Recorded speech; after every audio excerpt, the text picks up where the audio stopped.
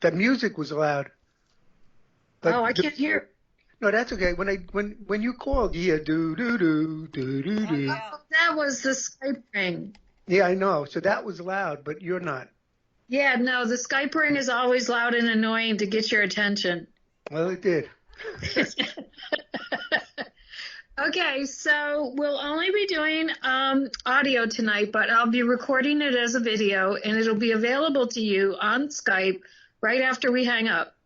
We'll bring the radio station in about 10 minutes, and once we do that, put your mic on mute. Do you know how to do that? Oh, yeah. Oh, wait. Let me see something. No. Okay, look at the bottom of your screen. There should be a mic icon, a camera icon. Yeah, and I see the mic icon. Okay, so when it's time to put it on mute, click on that, and there should be a line on it after you click on it. Test it and try it. Yeah, perfect. Yeah, I can see you're muted. Okay, so unmute. Okay, you could see I'm muted, but you couldn't hear me, right? Nope, I couldn't hear you. Okay, now, good. During the show, I don't talk that much, but there should be a chat icon, like a little cartoon bubble that you see in the cartoons when someone talks. Okay, so I'll communicate with you throughout the show, giving you like time benchmarks, and if there's any sound issues, anything I need to say to you that I don't want the audience to hear, I'll say it in here. Okay, and of course I have to remember to look. I have it pretty big. Yeah, but, make sure you look, because I'll give you guys time warnings, because we often get into a conversation and get so engrossed in it, we lose track of where we are. Yeah. Okay. And so there's one break. It'll be at the top of the hour. It's about for 4 minutes. And that's at 3 minutes before 9 is when we'll take the break.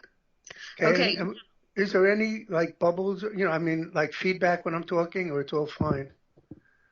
No, the sound is great. Okay. Yeah, it sounds really good. It sounds really clear. I don't hear anything in the background. Not much to hear now. Okay. And then, let's see, what else do I need to tell you? So we'll bring Janet in. We'll introduce Janet. There'll be some music and commercials.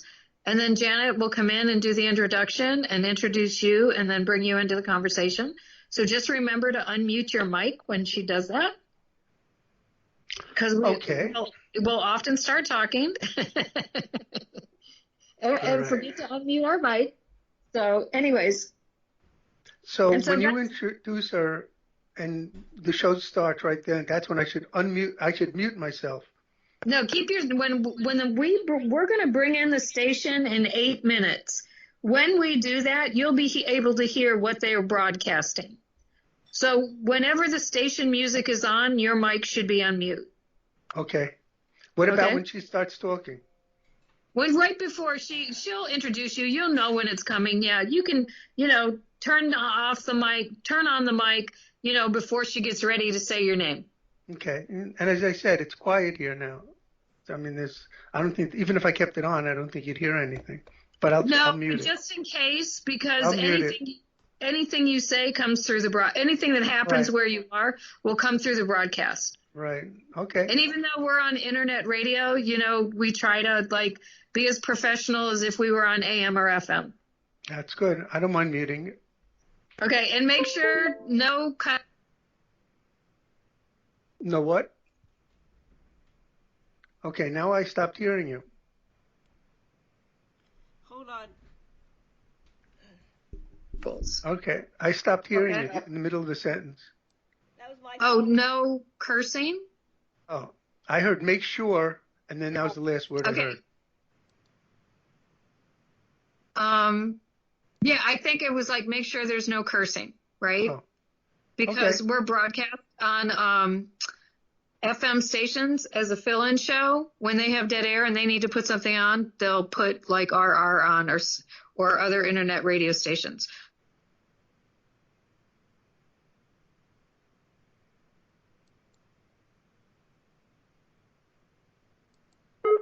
$90,000 to 2 million listeners at any given time. Okay. And that's my spiel. I will let Janet take it from here. Nice spiel. She's got a really good spiel. I've always been impressed. Okay, can you hear me? I could hear you. Excellent, because I had to switch my server so I can access my internet for your show page. Anyway, we're going to go about 2 hours. We have that break at the top of the first hour. I'm pulling up what you sent me, which is excellent. I was watching a little bit of Jane in action. Okay. Well, I hear, what was I going to say? You're a little I'm getting set up here. blurry, Okay. the sound. Now, what I had wanted to do, besides what I sent you, I wanted to, I don't know if you got the other thing. I wanted to start with if there's if there's a entity connection and the whole consciousness connection to the UFO experience and the Cowboys and Indians idea, and then get into the Seth and how it all fits. I really want to know how the whole Seth concepts raise questions about what's actually happening with the UFO experience behind everything that appears to be happening. That sounds perfect. So yeah. I'm almost done pulling up your page to get that list you sent me. Did you send an additional one after that? I sent one that said, the one that said, oi, and then I think it said, last one. I think I got them all. I will get that link right now and send that to you so you can look real quick, see if I have the final. Okay, are you sending it to me on the Skype chat, or should I go? No, I'll send it on the Skype. It's coming up right now. Oh, okay. Okay. Here it is.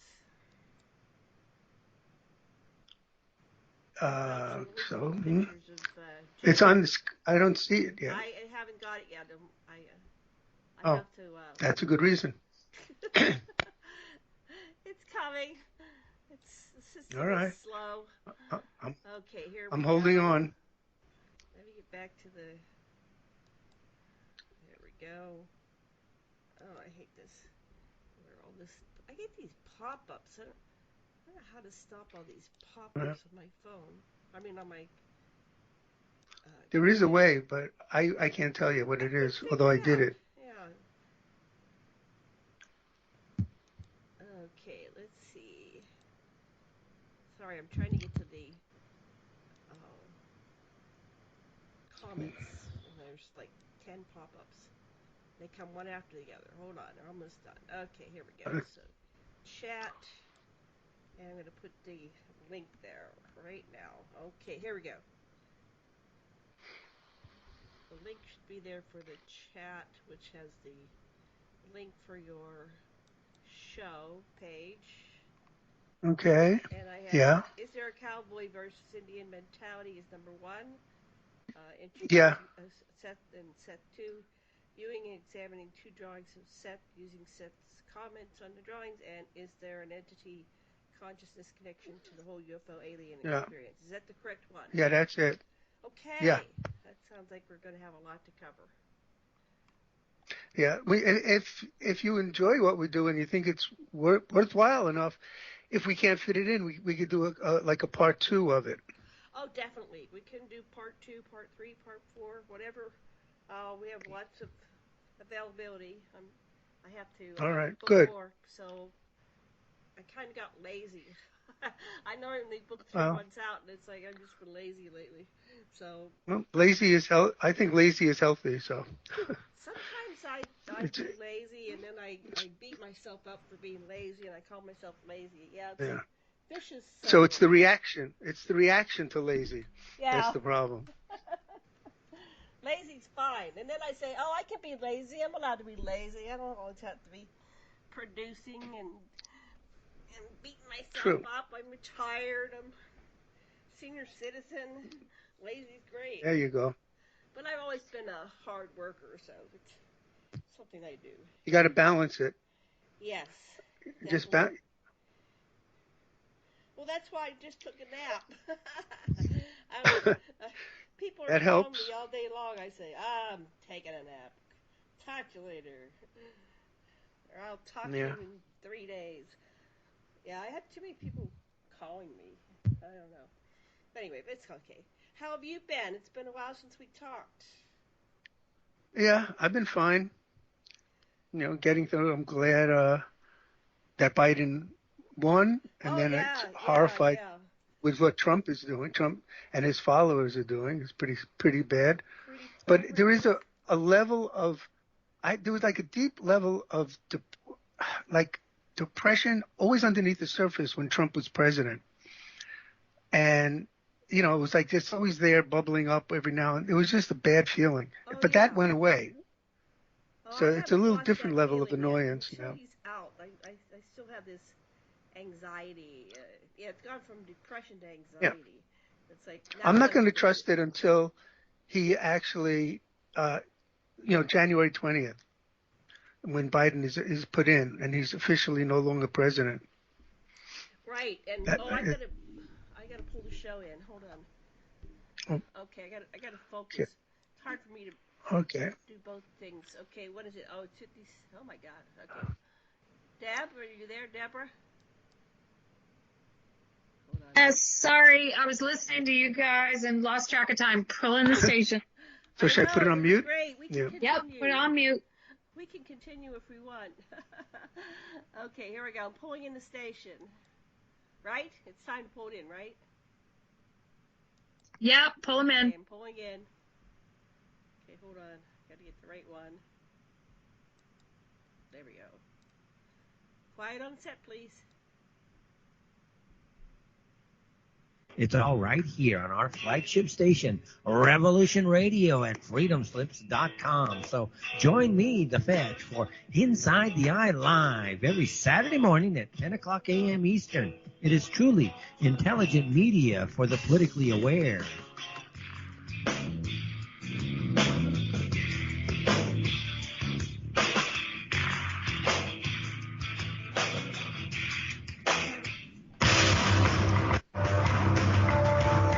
Hello, my name is Mr. Rowe. I am the host of Reality Extraction, Revolution Radio at freedomslips.com. I utilize logic, intellect, and magic to methodically autonomize, vivisect, analyze, examine, study, scrutinize, and extract an essence of reality from a fog of illusion and confusion. You can find me on Studio B every Thursday, 1700 hours Pacific Time. That's 8 p.m. Eastern. No topic taboo, no subject too strange. I strive to take a neutral standpoint during the dissection of the topic at hand. That's Reality Extraction with Mr. Rowe on Revolution Radio.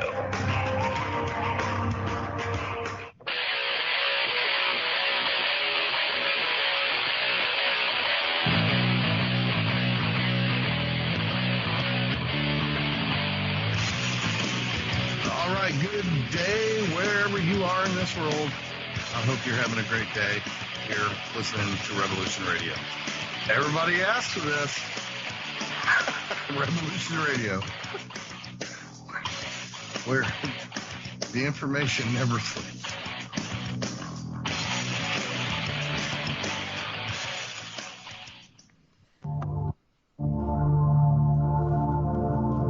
Welcome to Sacred Matrix, a divine paradigm of love and universal consciousness, with your host, Janet Kira Lessin and Dr. Sasha Lessin. Together, we transform the world. And now, here are your hosts, Janet Kira and Dr. Sasha Lessin.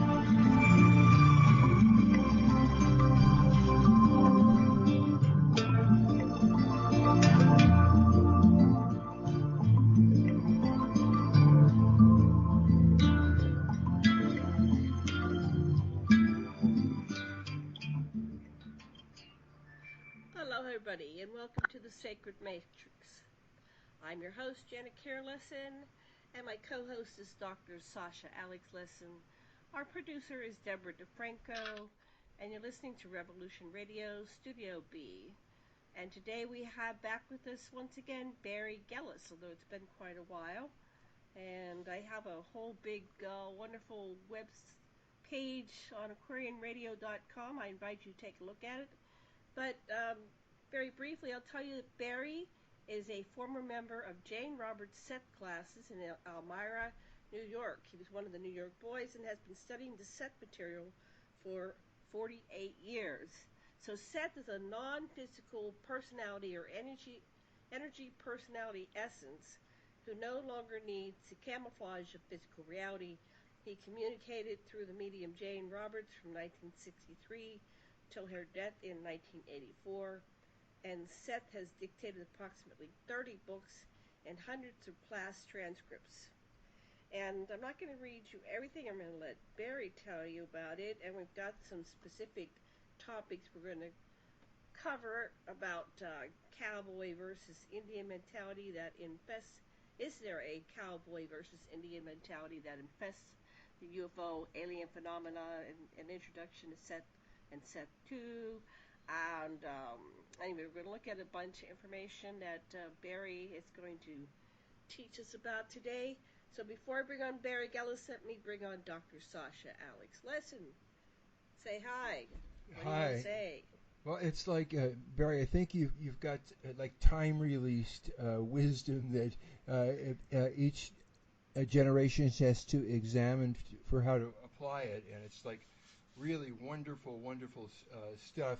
And it's a chance for us to realize we do get help from other dimensions. And the question I have as I look at the Seth material is, he's Seth is doing all this and giving all this, but things are always reciprocal. What are we giving to Seth is the question I'd also like you to address if you're into it at some point. Yeah, Welcome back, Barrie. Now. So good to hear your voice again. Thank you. And if this is the sacred matrix, does that mean there's like unsacred matrices as well, or is this? I agree with you. Anytime that we define anything, we automatically dichotomize and polarize. I agree. Well, it was just came up in my mind. Yes, it's probably in true. Any case, you wanted to know what do we give Seth back in return? Well, when he was around teaching and talking, he was just getting something out of it by the teaching and the talking and the interaction. He doesn't need a golden idol or praise. It's the joy, like with people, is in the interaction and the helping and the giving. And that's what he got out of it as well. And what is it that attracts Seth to us Earthlings? What is the vital thing that he finds interesting about us? According to this Seth material, the whole physical plane is like a one of various, but the most difficult, like schools or learning situation places, and we're all connected. He's not like separate from us. So he wants to help. He had been human before, and he wants to help people. When was he alive? Did he reveal that? He revealed, like all of us, according to the Seth material. And when I say according to the Seth material, it means what I believe too. Because if it's just in the Seth material and I don't believe it, then I might say according to it, but I disagree. Anyway, we all have hundreds of lives. It's, not just like 5 or 10. And then, and in the past and the future, somehow all happening at once. He's mentioned different lives, but even one was as this obscure, ineffectual pope that had a short term in service back when popes began being popes.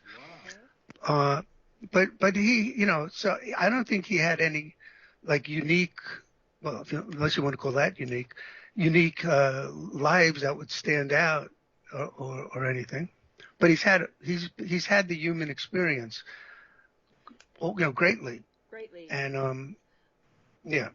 Okay, so he's been human. Now, Seth, go ahead. He's been human, and so all timelines exist simultaneously, right? We have multi-dimensional simultaneous lives, right? So he still is existing in those incarnations. Yeah, well, also besides our lives, there's infinite number of probable realities, and I think science people or quantum people or other people refer to them as parallel universes, but in Seth terminology, he calls them probable realities, and those probable realities exist right now, and they existed, for each lifetime of everybody as well. And we learn and get things from probable realities as we get things from our reality. So it's a whole conglomeration of places to draw from and who we are. Even though the main thing for us is our reality. Now we're a probable reality to the other ones. We're just one of the invisible ones, and each one thinks like they're the reality. And these probable realities are expanding because every time we have a decision to make, let's say, should I leave the house now? The phone's ringing. Should I ignore it, or should I leave the house, or what should I do?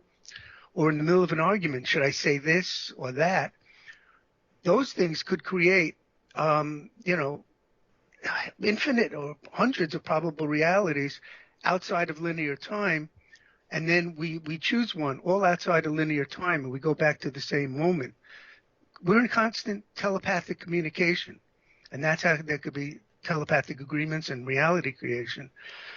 So if I'm in an argument with somebody and I want to say that's all right, or you're a stupid idiot, let's say, to simplify the two extremes there, or two things.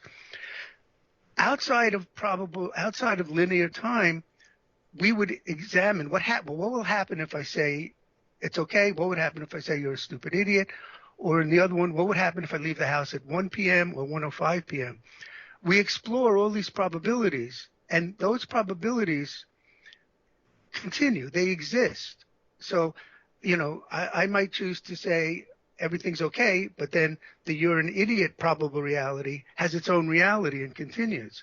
So there's this ever-expanding probable realities, which I believe, in my theory, that's behind the appearance of an ever-expanding universe. It's all these probable realities that keep coming into play, and dream realities as well. I think somewhere in there I partially answered your question. I'm not sure where. I guess the further one that it's fun to kick this around, but if we're non-dualistic, then we are Seth also. Well, we each have Seth is an entity.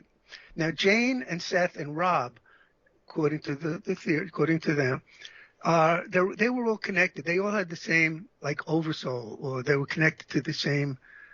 They have reincarnational connections, and that's why Seth was able to come through them so clearly.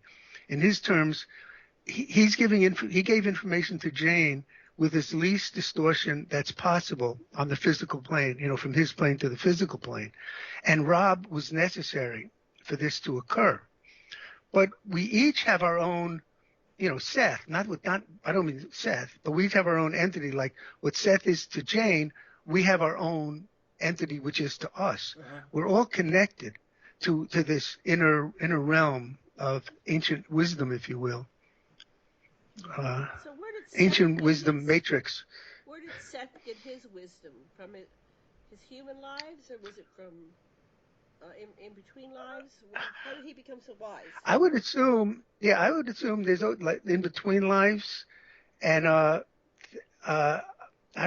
would just say in between lives, but it gets confusing. There's a thing called Seth2, an entity. And that's the one that's really amazing. And I don't know if we get to it today or not. We might, if we could. But Seth2 is to Seth what Seth is to us. Oh. So Seth2 has never been physical. Now, Jane sometimes channeled Seth2, but could not do it without Seth as the intermediary.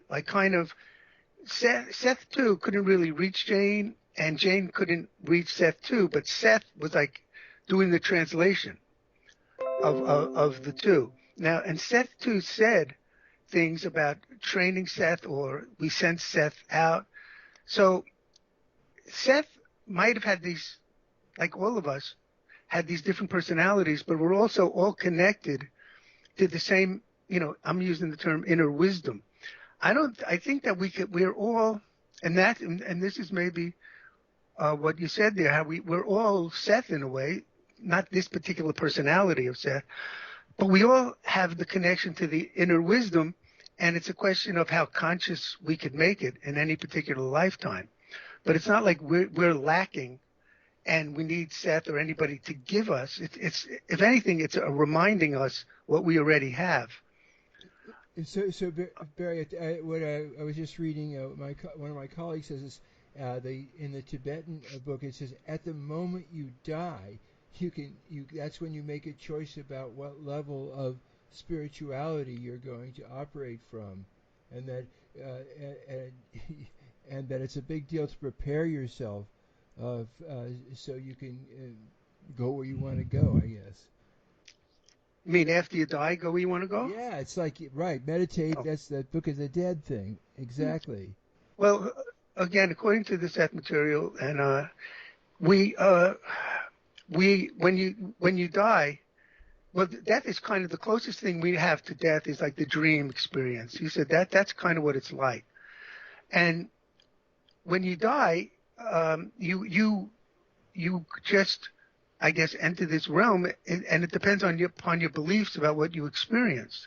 If you believe, you're going to see the relatives from the past. That's what you'll see. If you believe in heaven and hell, and you're in hell, you'll create a horrible landscape for yourself until someone comes around and tells you don't have to.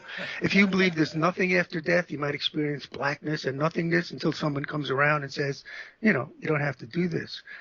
But when we die, we have our lifetime, and we have more conscious connection to all our simultaneous lifetimes, of which we then examine and learn from and everything, and then we choose the next life, how we want it, what family we want to be born into and why, and what things maybe need to be remembered or learned. Like let's say someone is a murderer in this lifetime. He might die, and then with everybody, all his other lifetimes and everything into consideration, the best thing for him might be to come back as a great doctor, a loving doctor who helps saves, millions of lives or thousands of lives in order to realize and experience, the sacredness and holiness of human life. It need not come back necessarily as someone who's going to have a loved one killed himself or himself killed. There's a lot of ways to learn the same lessons. They don't have to all involve suffering.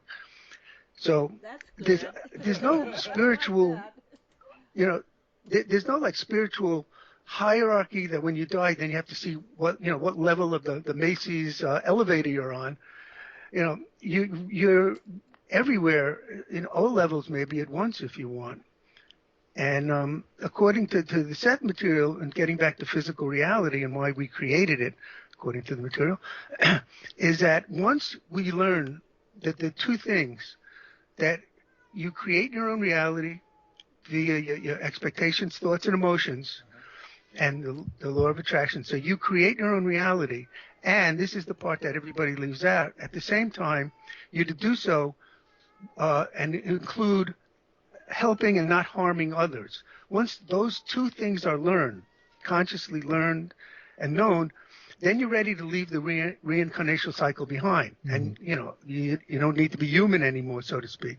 And you move on into other realities in which reality creation is instant and more intense. See, in physical reality, we have linear time.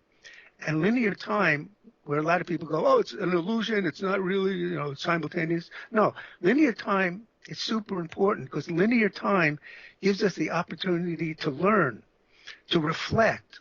So if we want to do something that's going to harm someone, we have a time to reflect as opposed to the harm just automatically occurring, instantaneous. And in the Seth theory, there's something called violations and natural guilt. And natural guilt is simply violating your own nature. Our nature is love, compassion, and goodness. That's like natural law, part of natural law, according to Seth concepts. So when you violate your own, love, compassion, and goodness, that's what he calls a violation. That's the natural guilt comes when you do that, and that's what a violation is. You're not like violating another person. You're really violating your own nature. And according to this natural guilt aspect of it, we have a instinct in us, or an inner tugging, that when we're going to repeat something that's harmful, in that moment of reflection that linear time gives us, there's a pause. And that's when this instinct kicks in and says, hey, don't do that again. That's not the right thing to do. So we need linear time. It's like super valuable. And as all the physical reality is, even though it's a reality of appearance. Another thing people say a lot is like a physical reality. It's not real. It's not this. Physical reality is real. It's just one aspect of the more expansive reality. Physical death is real, even though there's no death in the expansive reality. So, the physical reality needs its respect. We're not here to turn it into non-physical reality. We're here to learn from it and navigate in it with all the limits we put into it in the first place. Because according to these theories, we created the whole physical plane. When I say we, I think of it as like a soul creation of all the souls together. Have created the physical plane to learn in. And, Seth says it's the most difficult one. Barrie, I have a question about Sure. that natural guilt and the violations. So how do we get all these narcissistic, sociopathic, psychopathic people? That sounds like a good song. Nationalistic, socialistic, that psychopathic. What is that song? There's a song that goes like that. I don't know. Yeah, it doesn't go like that, but it has the same beat. It's a song by John Lennon where he's that's son it. of That's Tricky it. Dick. He's going I to don't want soft that. me with just a right. pocket full of hope. Exactly. Money for rope. Exactly. Anyway. Yeah. So now John Lennon has joined us. Hi, John. Okay. So we have innate love, compassion, and goodness. That doesn't mean we're always connected to it. When abuse occurs, usually, like childhood abuse, the more severe the worse, and the longer it lasts, the worse. It cuts us off from our own nature. It's not that the nature still isn't there, but the nature of love, compassion, and goodness brings harm on the surface. I love my mommy or my daddy, but he beats me. So now love is bad, and I can't trust myself. I can't trust that first feeling of love. And so you create things, you put up obstacles, and you create things so you could survive. And that's what leads to, I believe, when people act, narcissistically, harmfully, when people are, rapists, killers, and all of that stuff. It's not that they don't have this innate quality in them. They have to be reconnected to it. They have to, in a sense, reconnect themselves one way or the other. So when they would die, this is when this would become apparent to them if it wasn't apparent when they were alive. And then they would, they'll examine their lives, input from other lives, and then it would be decided, that they would decide, so to speak, what they need to learn in the next lifetime. So Moody says that you feel all the pain that you've inflicted, the suffering that you've caused, as well as the love that you've shared.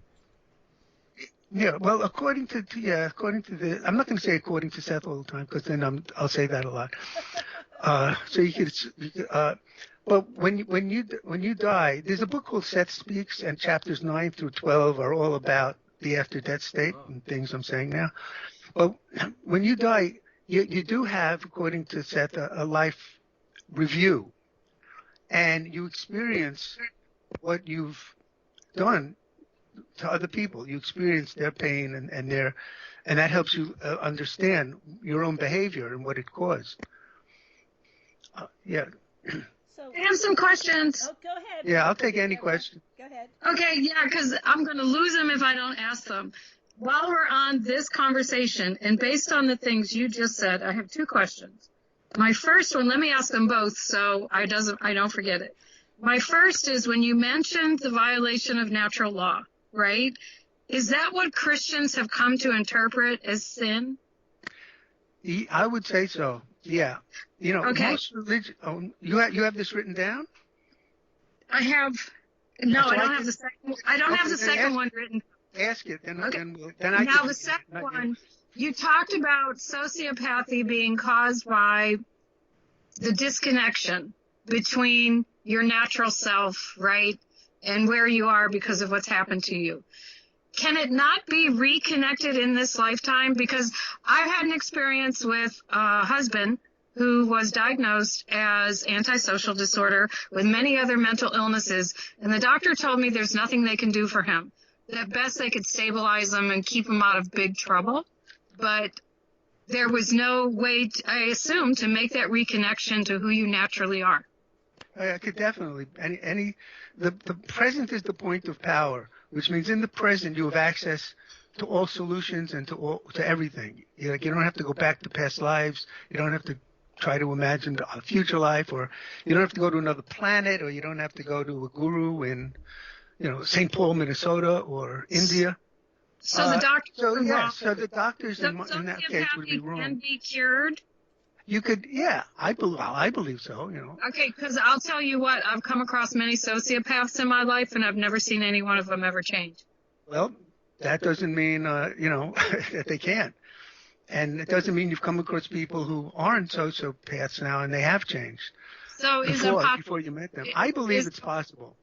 Is it a possibility we just don't understand the psychoscience behind correcting the behavior?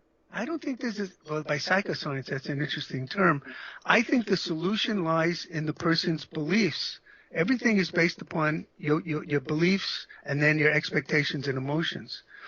But it's the beliefs of a person. Like if a person believes, let's say, it can't be cured, then it can't be cured. But if you could understand, either get back to or understand the initial horror of the pain that happened to you, that triggered it, then it could start to be undone. Now, there's an area also that, there are people who believe, you're born with certain things. Your brain is a certain way, so you're born, who knows, maybe born a psychopath or something, I don't know. But if that was the case, you would then have chosen to be born with that, in that situation. So if so we are born with things we can't change, knowing that we can't change them. For example, if we're born with only one arm, we can't grow back like a starfish or grow back another arm. Right. Or if you're born with no eyeballs or something.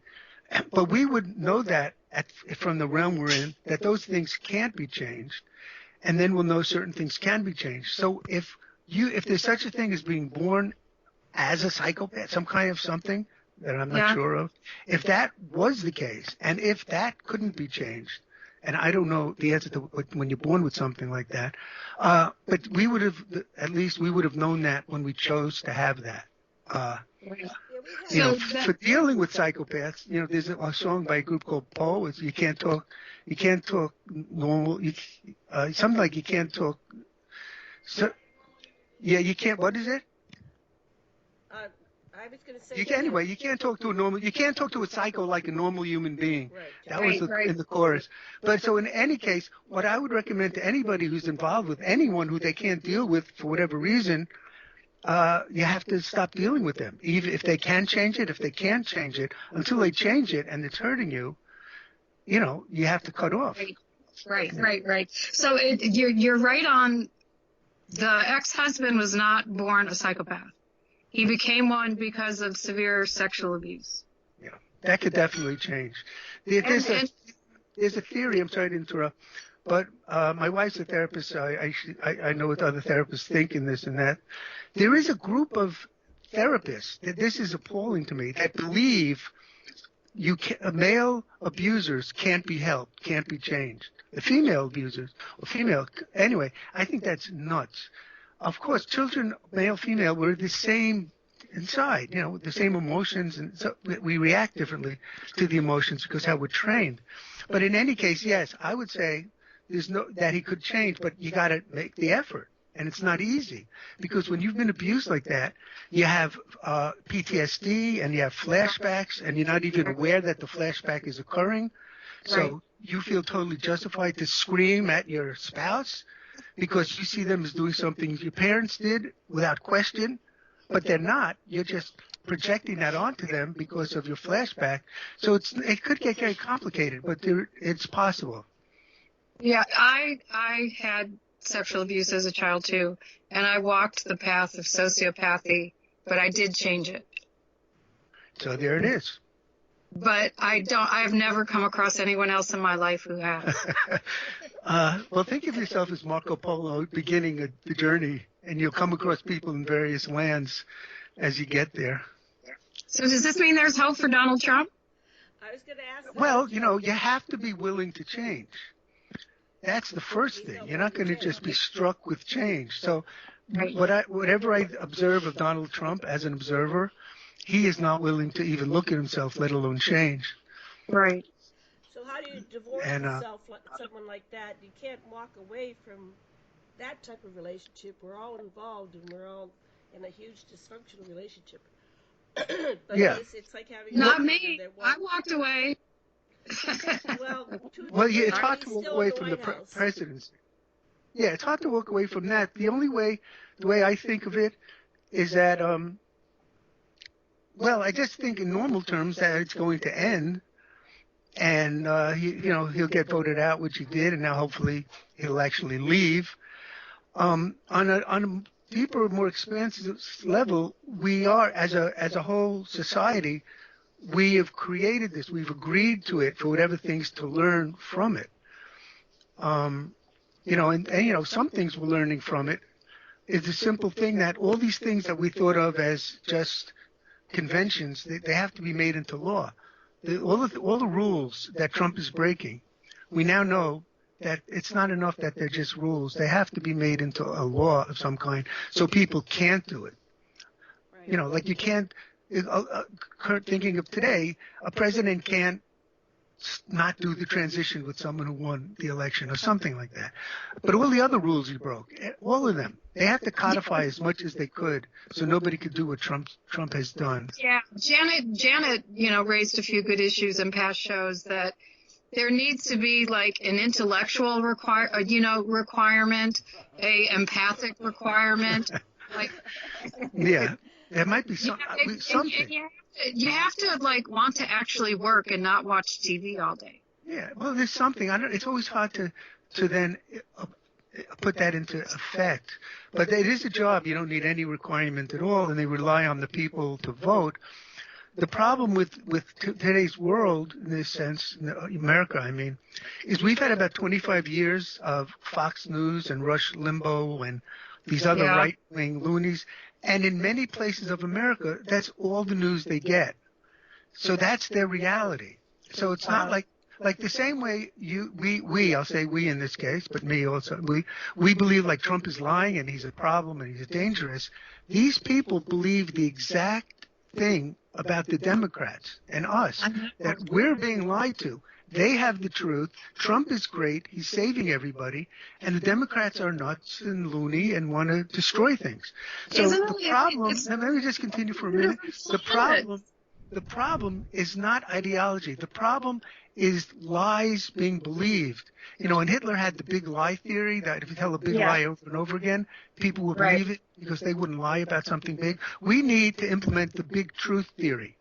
The Democrats have to begin telling the big truth over and over. The lies, if the lies are actually not believed anymore, there's not that much difference. The Trump people and other people want America to be a better place, this and that. It's it's a false reality. It's the lies that are believed. That's the enemy. The lies are the enemy. And that's what has to be undone. It's the lies. Do you think it can be undone at this point? It's not only this point. It's this point on forever until next year, next minute. I believe it can be, but it has to start being addressed. When I watch TV and I watch MSNBC and CNN, people never address the lies. They always address things. They don't see the significance and the importance of the lies being told and what lying does. So they talk about issues and they talk about, well, the Trump followers want this or believe that and this. They don't talk about the lies that are behind it. Those lies just have to be addressed. The Washington Post, it kept a tally. It keeps one. It publishes it. I know that, but the significance of the lies, it's not yet. The tally is amazing, and you need the tally.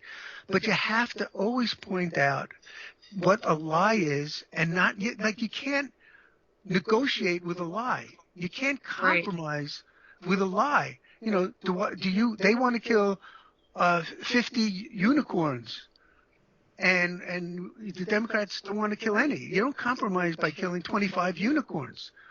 It's or they want to break both arms, and we don't want to break any arms, so we'll compromise with breaking one arm. There's certain things that just can't be compromised, and lies, you can't deal with lies. You just, I don't know how else to put it. They lie and say they won the election, and they keep pushing the lie and pushing the lie, and if you don't fight back and push back against the lie, then the lie eventually becomes a reality, because more and more start believing it, and the belief is what makes it come forward and be the dominating operating system for existence. That's why we need the big truth theory. Right. We need the big truth theory to counter the lies. The people on TV have to say it all the time, and the Democrats who speak and their spokespeople have to say it all the time, and not what they just leave that part out. You know, they talk about, you know. The big lie that underlies a lot of this is that the Trump supporters are racist, and they want to keep black and brown and Latinx people down and off their backs, and the working people to not have enough. And the lie is structural. It's a lie that has a benign public narrative, but it's built on a structure of lies and exploitation of people and virtual slavery. There are certain people, Trump people, and I don't know, Hillary called them the deplorable. Everybody forgets that Hillary said half of his supporters were deplorable. The other half were just misunderstanding things. But that went down as they were all deplorable. But in any case, there are some that are racist. I mean, I don't, whatever X you want to put that, doesn't matter now. That are racist, and they believe in racism, the white race is superior, all that stuff. And then there are others that believe all the lies that are told, that the black and brown people and other people are going to take over, they're rioting, they're doing all these things. That's what you could say turns them into racist behavior and thinking, because they're believing those lies. The other racists weren't born that way either, but they were taught, you have to be taught to hate and fear. So the racists, like the skinheads and all that, they just believe in the white superiority. And then I think there's another group of racists, I'll put that in quotes for the moment, that just believe all the lies, so they think they're just being practical. I'm not being a racist, I just want to save my neighborhood. They don't see the racism in that because they believe the lie behind it. And it's those lies that have to be addressed. I don't think you could reach and easily the skinhead type people who have these so ingrained. They could be changed. But the ones that could be reached are the racists that are based on all the lies they've been hearing for 25 years or something. And, you have to look at these people to reach them as reachable, and that you're trying to reach a good person in there, as opposed to that you're an idiot and a racist, and now listen to what I say. For a practical sense, when you deal with somebody, you want to bring them along. You want to encourage the goodness that is within them. And one way of starting this, besides first feeling that, is by having a discussion about the lies and with proof. You need clear evidence that these are lies. They've been going on too long, and nobody really takes them seriously, except that they're lies. This is wonderful. So we can do some of it here, but I'd like to take some time and maybe. I'm ready. Listen. If you want to do questions for the whole time, that's fine with me. Okay. Whatever you. So how do we identify it's up to you. the lies that our reality has been hijacked into Trumpism, and Trumpism when he is speaks, a religion. It's a lie. That's how you tell. Right. So how do we identify the major lies that have hijacked? Not the what do you call it? The white supremacists, but the ones that believe the lies. We need to identify the primary lies that have taken them down this dark road into this fear and distrust that they think that because there are black people, A, B, C, D, E. They have the beliefs that come from the white nationalist racists that are never going to change. How do we begin to identify, let's say, the top 20 lies that have been changing our reality? Because we used to be pretty comfortable with each other, right? We'd say, okay, you're a Republican, I'm a Democrat, and vice versa, and we would take turns. Okay, well, your guy, it's been guys, going to rule for the next 4 to 8 years, and we're going to be okay with it, and we're going to cooperate. But in this last decade, I'd say decade and a half, it started getting really perverse. So I think it started with Ronald Reagan, and that's when he began the whole thing, this decline. But remember, again, first of all, there's the propaganda, the loony right-wing propaganda machine that's been nonstop. With now it's Fox and Rush and Drudge. That's all these things. So they're feeding this constantly as truth. But I don't think you have to identify necessarily what are the 10 most this lies or that. The lies that come up naturally. When they come up, that's when you could address them. About winning the election. I saw what's it called? Not Real Time anymore. What's that guy called again? Bill Maher show. Oh. And he had a Real Time. Anyway, he had this right-wing spokesperson on for about 15 minutes or so and saying, Trump won the election and this and that. And he was trying to reason with her. He's head down and looking at papers trying to say, but your own party said this. He just should have said, you're lying. That's bullshit. Oh, sorry. I know but that's what he said. I'm quoting him. You're lying, you and that's it. You're saying BS. And he shouldn't have gone on and on. There are times you just stop someone and say, those are lies. And in that situation, for him, you don't have to start. First, you identify it as lies. If you don't want the liar to stay on your show, let the liar leave. But there is still a reality. People can have different opinions, but not different facts, as they say. There is still a reality that people lie about. The guy said that and is not true. That is not so. He stood right up. It was beautiful. They're arming the liars with a bunch of statistics.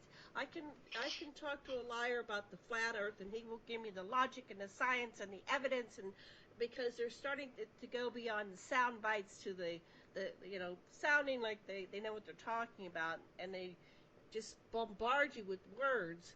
Why? I was watching this one woman just a few hours ago, and she was going about, it was the same argument like the hanging Chad, but this time it's like, well, there's this equipment that has flipped all these 150,000 votes from Trump to Biden, and it's by this company that. So now they're saying all this stuff, and there's no fact checker. Like, is this a real company? But they're being highly trained in this propaganda. So even like an average person could come on and spew this stuff out, and then I hear. This is my brother, who isn't that sophisticated, and he's regurgitating this logic. And I can say, oh, you've been listening to Fox News, so they get trained in this logic, and then you kind of like, you can't just use you're lying.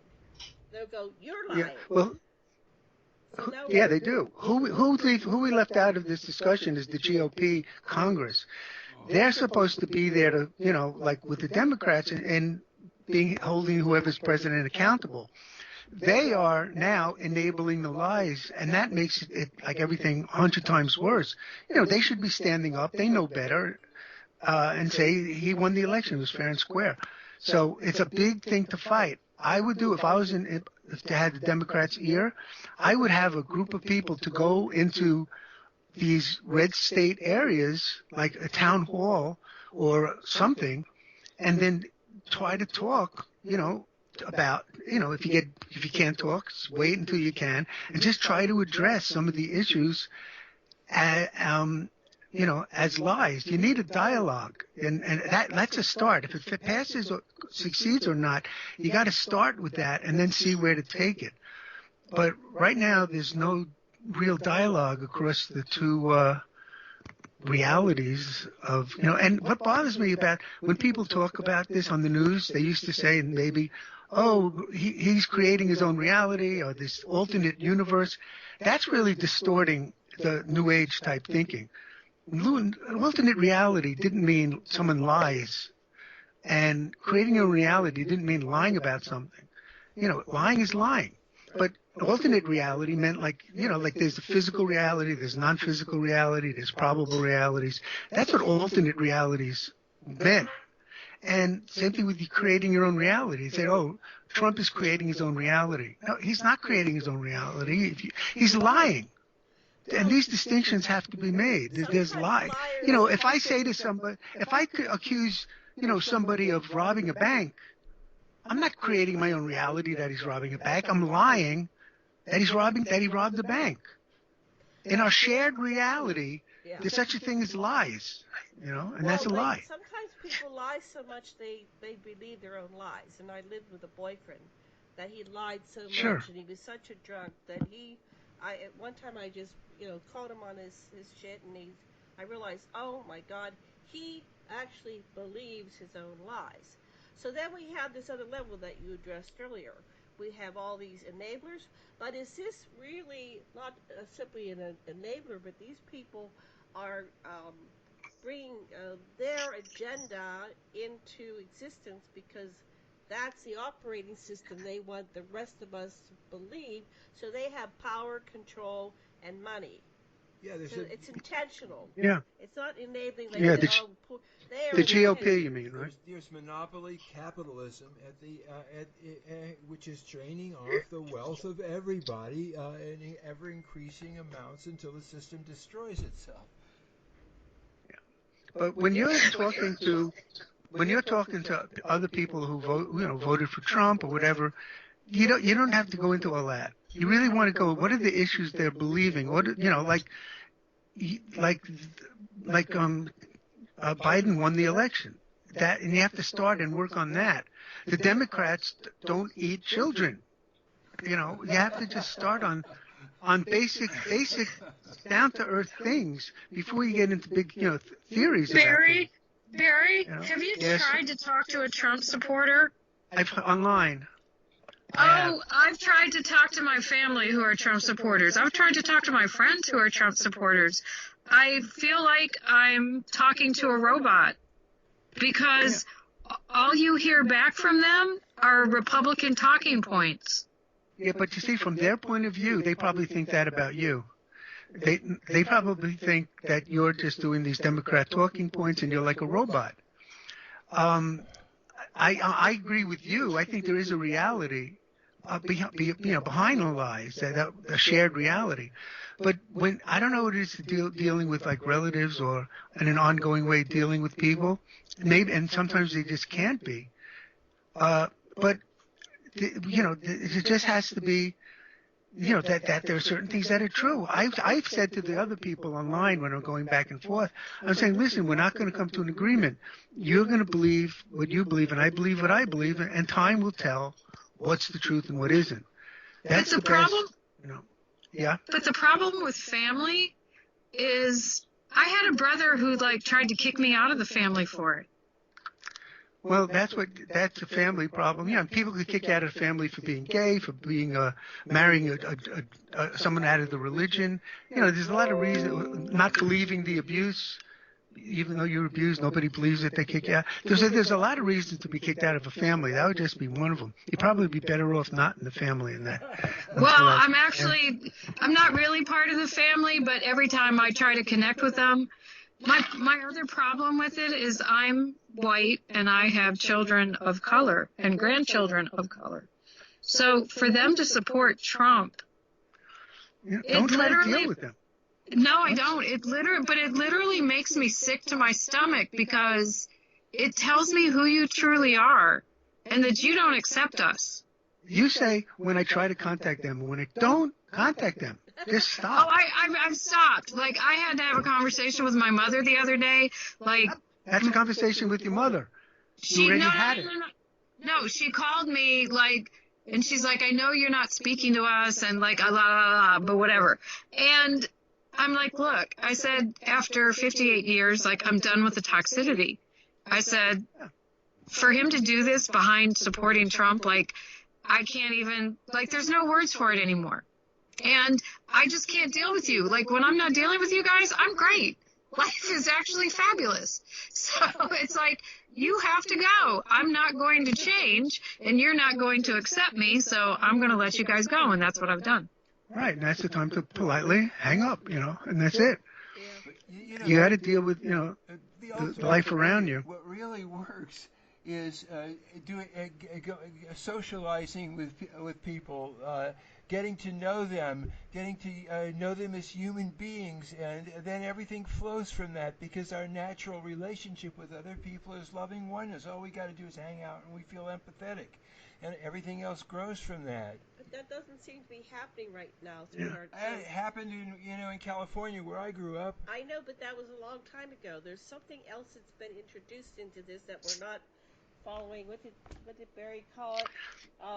The love, compassion, and goodness is our natural loving behavior we're born with, but somehow we're violating our own love, compassion, and goodness, especially when it comes to families and friends, and we've been polarized. The polarity now is red, blue, Trump,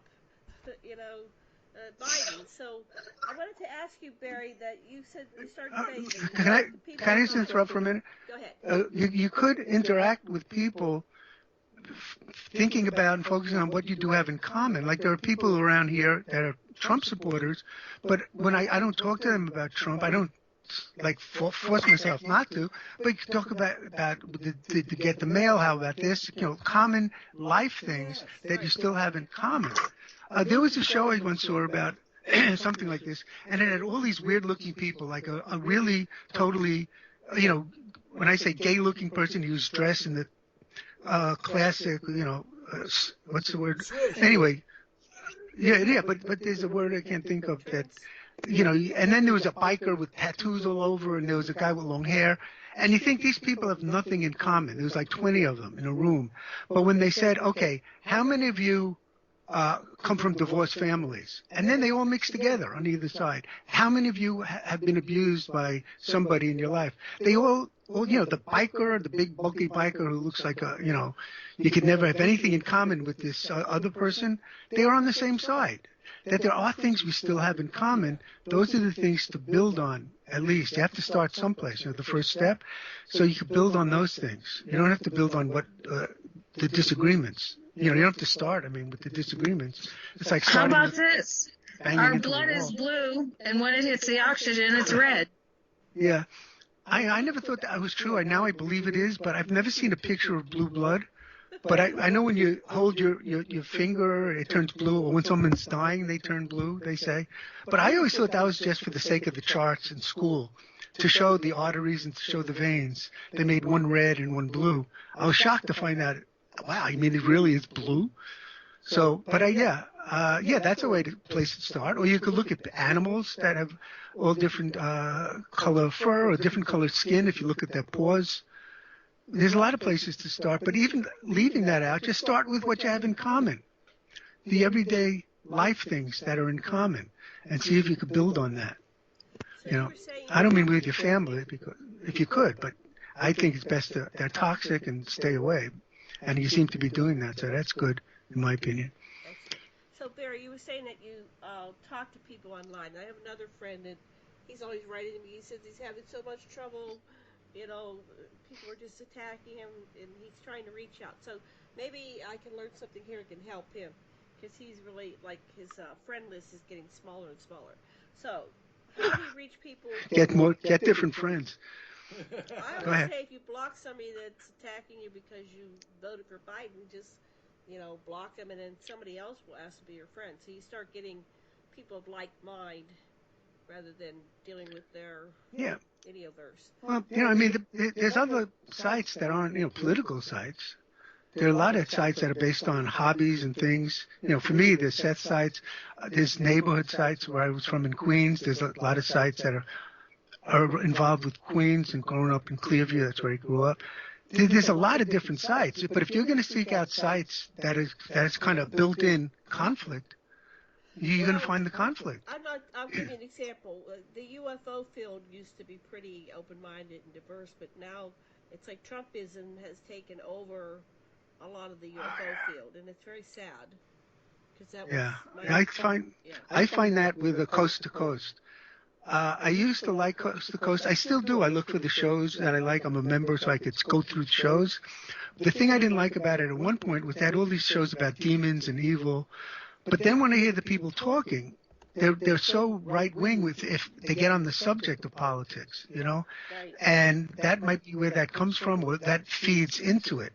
So, you know, when you're talking about UFOs, by the way, that mentality, I believe, is what's behind what I was going to get into later, or it doesn't matter next time, is what's behind this cowboy and Indian mentality, that there's the good guys and the bad guys. And the aliens is just an extension now of cowboys and Indians. That's an extension of this Trump-type thinking of us versus them. So, you know, most of the time, as far as I know, this Trump political thing doesn't have to come up directly when you're talking about experiences and sightings or abductions. It comes up with theory, like I'm saying. You can have certain theories about aliens and UFOs based on the things that are behind the Trump, the political beliefs. They do filter up into other concepts and theories you come up with about things. But yeah, it has, you know, for me, what I haven't liked lately about the UFO community is this whole idea of computer simulation. And it's just, I have a whole explanation about what that really is. And that when this is reality creation, when you create your own reality, one of the things involved in it is you create objects, and physical reality is always flickering on and off each instant. And but to our physical senses, it's always solid, 100% there. But it's flickering, and I think science or quantum science or someone says this too, but it's always flickering on and off and on and off. If you notice that flickering for some reason, our current way of thinking will go, wow, it's flickering. That's like a computer simulation. And I think that's where that whole thing comes from. It's perceiving the actual creation of physical reality on its most basic level, the flickering in and out, because when it flickers back in, we're recreating it again. Like the Big Bang is each moment. So when people see that, to their way of thinking, and I mean a lot of people with the new age, and I mean new tech and high tech and everything, to them it's a computer program, it's computer simulation. You know, the good guys and the bad guys are behind it, and then it's like instead of cowboys and Indians, it was angels and devils. It never ended, just transmuted. I don't know what the word is. Yeah, I'm sorry. Go ahead. I really love your way of framing it. It's like the slit window experiment. Like we just see the particles and not the waves. But many of the people that I facilitated that were using entheogens, particularly LSD, they could actually see the series of stills that were flashing in and out and in and out, and water molecules floating in front of their eyes and so forth. So there's ways of cleansing the doors of perception, meditative ways and peak experiences, etc. Yeah, it expands that. I mean, yeah, that I've heard people say that too about the squares and seeing it. They're seeing things that our physical senses aren't really prepared to see. So, but it comes through, and they see that. And you know, look, if there were alien wars, that's the latest thing. This is what, you know, what also bothers these endless wars for centuries and this and that. They want to take over the world. They would have taken over the world. The war would have just ended if there was one. We're giving our cowboy and Indian World War II us versus them mentality, and we're just projecting it onto what we believe the aliens are. Not that we really see what they are. I mean, back in the day, people believed the aliens were related to, well, I'm saying, to angels and devils. But to us, angels and devils are invisible ideas. I believe back then, when they really believed it, the angels and devils appeared as physical. beliefs create the reality. You create physically the reality you believe in. That they created for themselves physical angels and physical devils that floated or did these things. And it just keeps changing as our beliefs change. Is it leprechauns? Is it this? Is it whatever it was in the 50s? And now, it just keeps changing. And now it's totally like a high-tech view of UFOs and aliens. Right. But behind it all is what I believe is consciousness, So conscious beings of some sort. We're coming at the top of the hour, so make a note where you are. We're going to get back and talk about cowboys and Indians and alien war. Angels and Any questions you have, wherever you want to pick up, I'll pick up, starting from scratch or in the middle of something. Doesn't matter. The Mavericks and the Custodians is the way Brown put it. Okay, we'll be back in 4 minutes. Mute. We'll be back.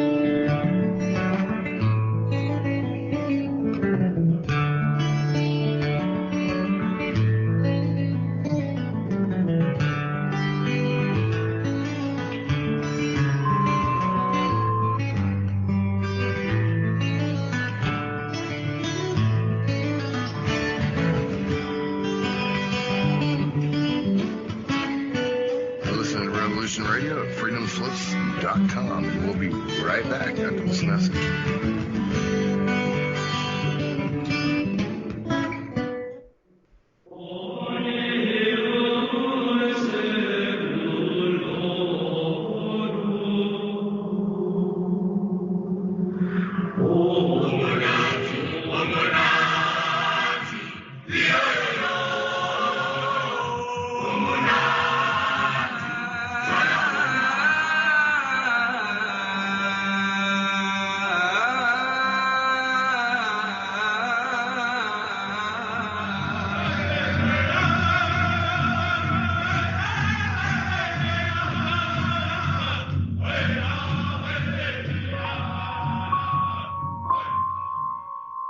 Join Revolution Radio every Wednesday, 8 p.m.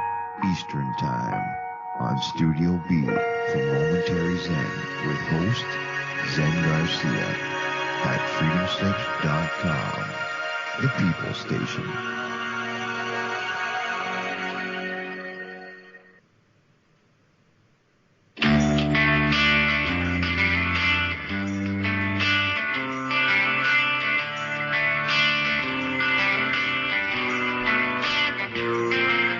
This is Thomas, a.k.a. a Mad Painter. I'd like you to join me Monday nights, 10 p.m. Eastern Standard Time for Open Canvas. Don't forget to bring an open mind. Yes, folks, that's right. Bring an open mind to an open canvas. Again, that is Monday nights, 10 p.m. Eastern. UFOs to government corruption. This is Revolution Radio, freedomslips.com. You don't need to expect us. We're already here. This is the people's war. It is our war. We are the fighters. Fight it then. Fight it with all that is in us. And may God defend the right. Warning, warning. We gotta stop them! They're gonna kill us all! See how the trouble you've started? Be they a government, be they industry, be they organized labor, be they anyone, or human beings. Time when the operation of the machine becomes so odious, makes it so sick at heart that you can't take part. You can't even passively take part. And you've got to put your bodies upon the gears and upon the wheels, upon the levers, upon all the apparatus, and you've got to make it stop.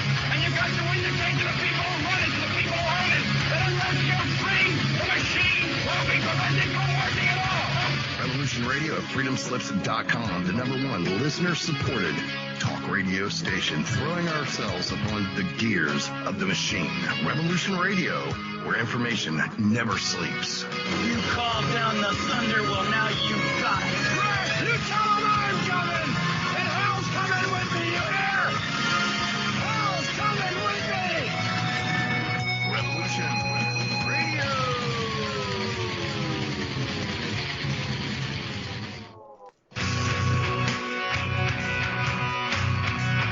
All right, thanks for listening while we took that short break here at Revolution Radio, freedomslips.com. And now we're going to get back to your host.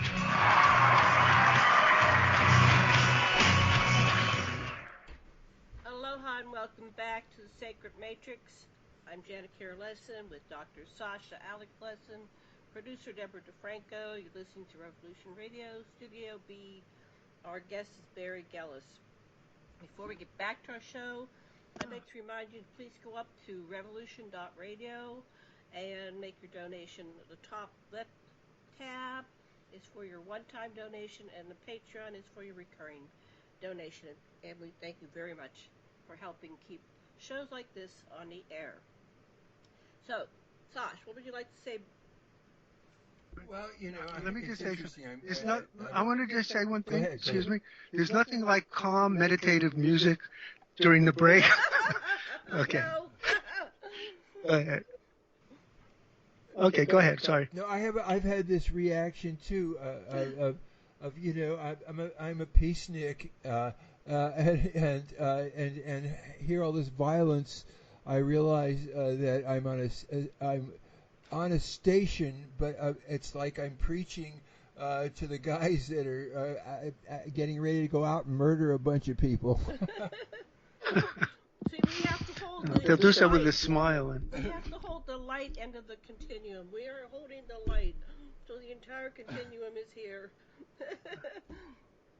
So yeah, bring the light at the end of the tunnel over to them. We are the light. All right, so we are the light. I want to have you give us your wisdom for like 10 minutes or something. Let's try to hold our enthusiasm and let Barrie explain some things. Thank you for the first hour, that was powerful, but Barrie, do tell us. Okay. What do we need to know? Okay, well, you need to know the winning lotto numbers of next week, basically. I have let me think. I could talk about, all right, there was two things I was going to start with, about the alien, about what I was saying about the Cowboys and Indians thing, or explaining the concept of I did the concept of reality creation enough. I had this, a presentation I was going to read that, of course, you can interrupt at any time. I hope I gave enough info about reality, about you create your own reality, so people understand that concept, because that plays a part in my mind. So listen, I'll read this part of the presentation I had, but feel free to interrupt at any time or to say anything you want. But I'm going to read it, so here goes. Here are my beliefs about the ramifications of the concepts spoken of in this presentation. How do they fit in with the New Age concept of reality creation? That all that we see is distorted by and then physicalized by our beliefs. How does this relate to what I call the Cowboy versus Indian attitude infecting the UFO community today? So where do UFOs, spaceships, abductions, contacts, sightings, encounters, and ancient aliens all fit in with the concept that you create your own reality? In other words, what is the role and effect of beliefs in perceiving, defining, and creating the reality we then literally see and to which we powerfully react? What mindset is at play, and who are the characters acting out the play, so to speak? In a sense, I speak of the us versus them mentality that could not exist if we saw the aliens as a part of us. Nevertheless, back in the day, devils and angels were real things, and I mean 100% physically real, to those people who lived back then and saw them. This was their reality creation, based on their beliefs creating their reality.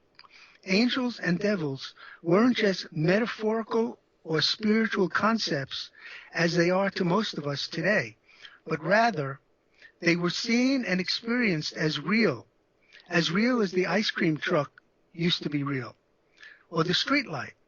People translated events and saw things through the filters of their angels versus devils beliefs, and the creating the real object and having the real experience. Nowadays, using the same mindset, mechanisms, and process, we have taken our own cinema and TV concept of Cowboys versus Indians, which were once real and physical to our fellow Americans back in the day, and have transferred them onto and then interpreted our UFO experiences via the filter of our modern technological beliefs.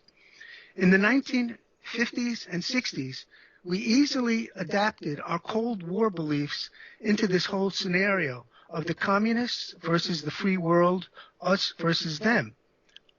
The Jimmy Carter years softened our view, and we had movies like E.T. and Close Encounters.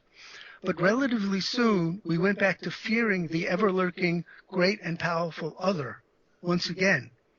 And as communism lost its hold, Islam served as a great substitute.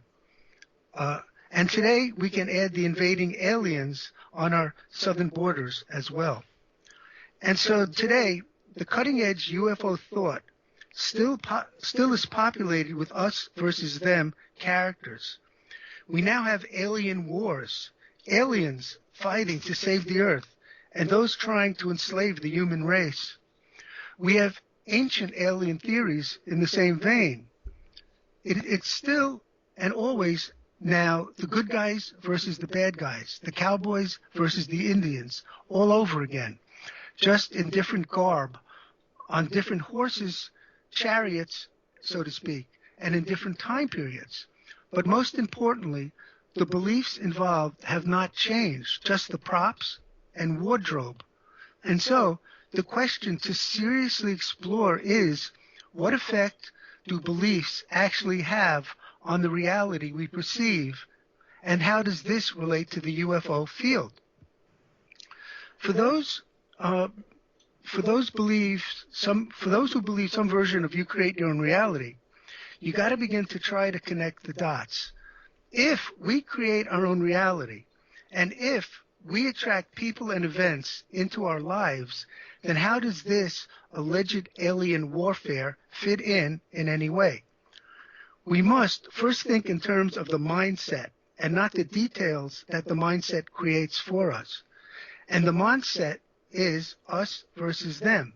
Angels versus devils, cowboys versus Indians, the USSR versus the US, terrorists versus the world, aliens versus each other and the world. And now, dressed up in spacesuits and UFO horses instead of chariots in the sky and battleships on the seas. And it's not simply opposites. It's the idea of good versus evil, of perpetrators needing victims, of victims needing saviors, and saviors needing victims, and all of them needing their villains, and all of them playing their roles for the infinite variety of intimate reasons. For the sake of our discussion now, we need to add into the details, the UFOs, abductions, sightings, encounters, computer simulations, holograms, and so forth. How do these concepts hold up to these ideas of reality creation? The latest cutting-edge orgasmic craze in the UFO community is the idea of the universe being a computer program or a holographic creation, and not even real, some even say. Well, let's examine that in the light of the concept of consciousness and reality creation as being the true explanation behind all this. As Seth and Seth2 have explained, and I agree, let's stipulate for a moment that consciousness is behind the creation of the physical reality in the first place, even though there is no first place, because all of this happens outside of linear time. It is true that like a computer program or hologram, physical reality is a reality of appearances. This means that things appear to be one way based on our five senses, but they are also something else. And there are more expansive explanations of these things existing within the non-physical realm and not with some vast computer on some alien's galaxy desk. As an analogy, a table appears solid to the five senses via classic science. But according to quantum science, it is not solid at all. And it is not even a table. Both are true. And there is no contradiction. And one is not more true than the other. The table is solid, and it's not solid. This is a perfect description of the nature of our physical reality. It is two things at once, physical and non-physical, and there is no contradiction. And one is not more true than the other. And no grand computer need apply. It's just that the right questions concerning consciousness and its quantum connections they've rarely been asked the right question. I'm going to, what am I doing? I'm just cleaning my glasses off for a minute, which you can't see. Okay. Oh, And I love it. I'm doing it. Can we Sure. pause for a moment and reflect and have Okay. feedback and questions? Okay. We'll Whatever take you want to turns. do. Okay, so mark where you're at because we'll come back. Sasha, what's your feedback and No, question? we're on a roll. Don't interrupt. Well, I had some questions because Okay, go I'm ahead. making notes, but I'm going to forget because, I forget. You were talking about how Jimmy Carter era was peaceful, so we had Close Encounters, and there was another movie you mentioned. What was it? Close Encounters and... I don't remember. Okay. Anyway, but I think you said E.T. Phone Home, but I think that was Reagan, which was very interesting. Yeah, E.T. and Close Encounters. Yeah, Close Encounters was Jimmy Carter in the 77 or 78, and then Reagan got in, so E.T. Phone Home, because Reagan actually showed E.T. in the White House, and he had a discussion about it with a group of people in a private viewing of E.T. He was brief. So, but one of the things that we got recently was that all the presidents know. They all know. They're all in the loop. There's no, Clinton knew. They all knew. So we have to add that to the formula of what's going on here, so they all know. And the reason why the ET UFO community, I think, one of the reasons it's got so perverse lately, is that Trump knows about the secret space program, and our technology is way in advance of what they're showing us as our normal technology. It's probably 100 to 500 years more advanced than what we're being shown. We already have space colonies, we have space travel, we have faster than light and time travel, and there's all kinds of things that are happening that we're just kept like a bunch of sheep in the barn and we're not told the information. So, that's part of what's behind the attitude with Trump, because he's in the know, and that's what they're saying lately. Is he going to go out and reveal secrets at the end of the road here? That's one of the things they're afraid of. So they're trying to contain him with his belief that he can win this, because he's going to go out and kind of give secrets away to whoever. But I think they're all in the know to a degree. Go ahead. They're all. Well, all this is China. They're all in the know. Yeah, okay, that's, you're doing a lot of speculation. I agree with some, I might not agree with others, but that's all on another level behind why people on everyday life see cowboys and Indians, the good and the bad. I'm trying to get into the idea of the reality creation of it outside of what might spur it. Right. Now, so if we just hold on a minute for that, we could talk about those things. Okay, go ahead. But, all right. So as I was saying, going back a paragraph, as an analogy, a table appears solid to the five senses via classic science, but according to quantum science, it is not solid at all. And it's not even a table. Both are true, and there's no contradiction, and one is not more true than the other. This is a perfect description of the nature of our physical reality. It is two things at once, physical and non-physical, and there is no contradiction, and one is not more true than the other, and no grand computer need apply. It's just that the right questions concerning consciousness and its quantum connections have just rarely been asked. The theory goes, an ancient soul consciousness, and now a collective soul consciousness, creates the flickering physical universe, so to speak. Meanwhile, each instant on a personal individual level Consciousness is also the mechanism of reality creation of each object via telepathic agreement.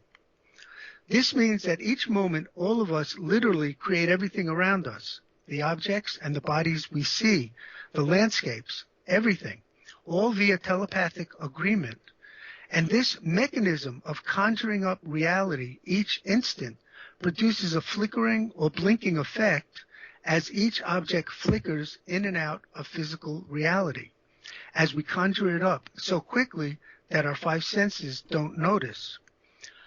Having conscious reality creation means, by definition, that there are no accidents and we choose our lives and deaths. In short, we do not live in a random universe of events happening to us, but rather we attract, create, and co-create each event. And that means that they are not accidental, but rather on a subconscious and telepathic level, we must choose, create, and co-create all events and everything that happens to us, who we meet, and so forth. Therefore, there are no accidents or coincidences. Telepathic agreement disallows that possibility.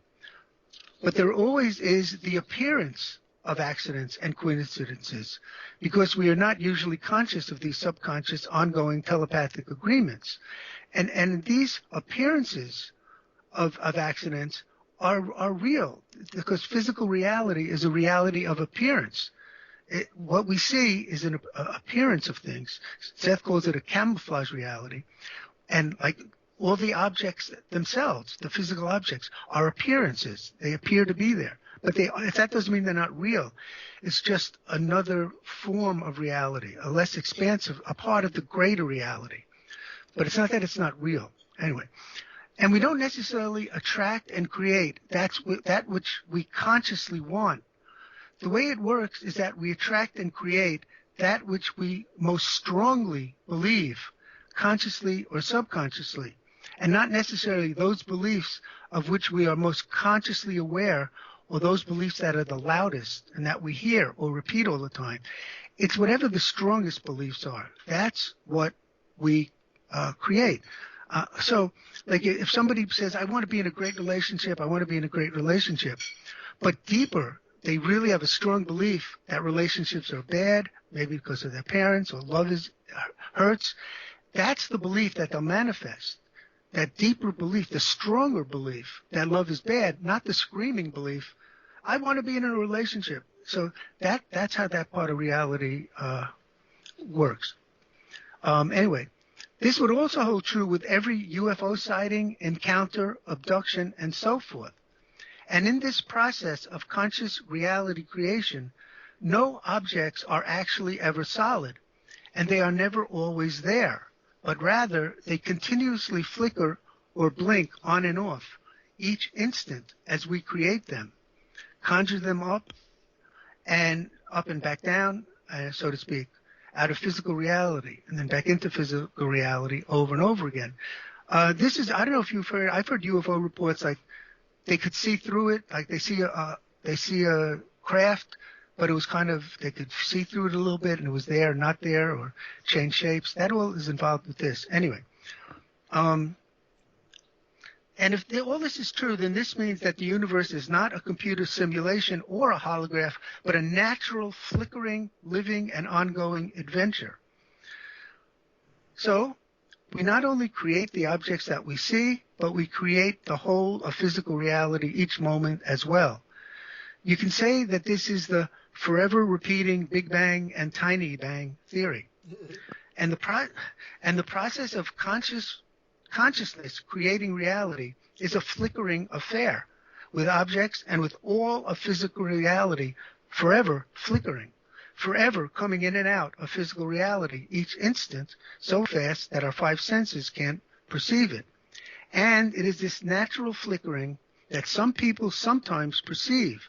And when they do, their personal, proud, state-of-the-art, high-tech, cutting-edge, cyber, sci-fi, high strangeness beliefs dictate to them that this flickering must be some alien or majestic, colossal computer simulation, program, or holographic universe. And that explains why they keep seeing Keanu Reeves doing his cartwheels in the corner of their eyes as they fall asleep.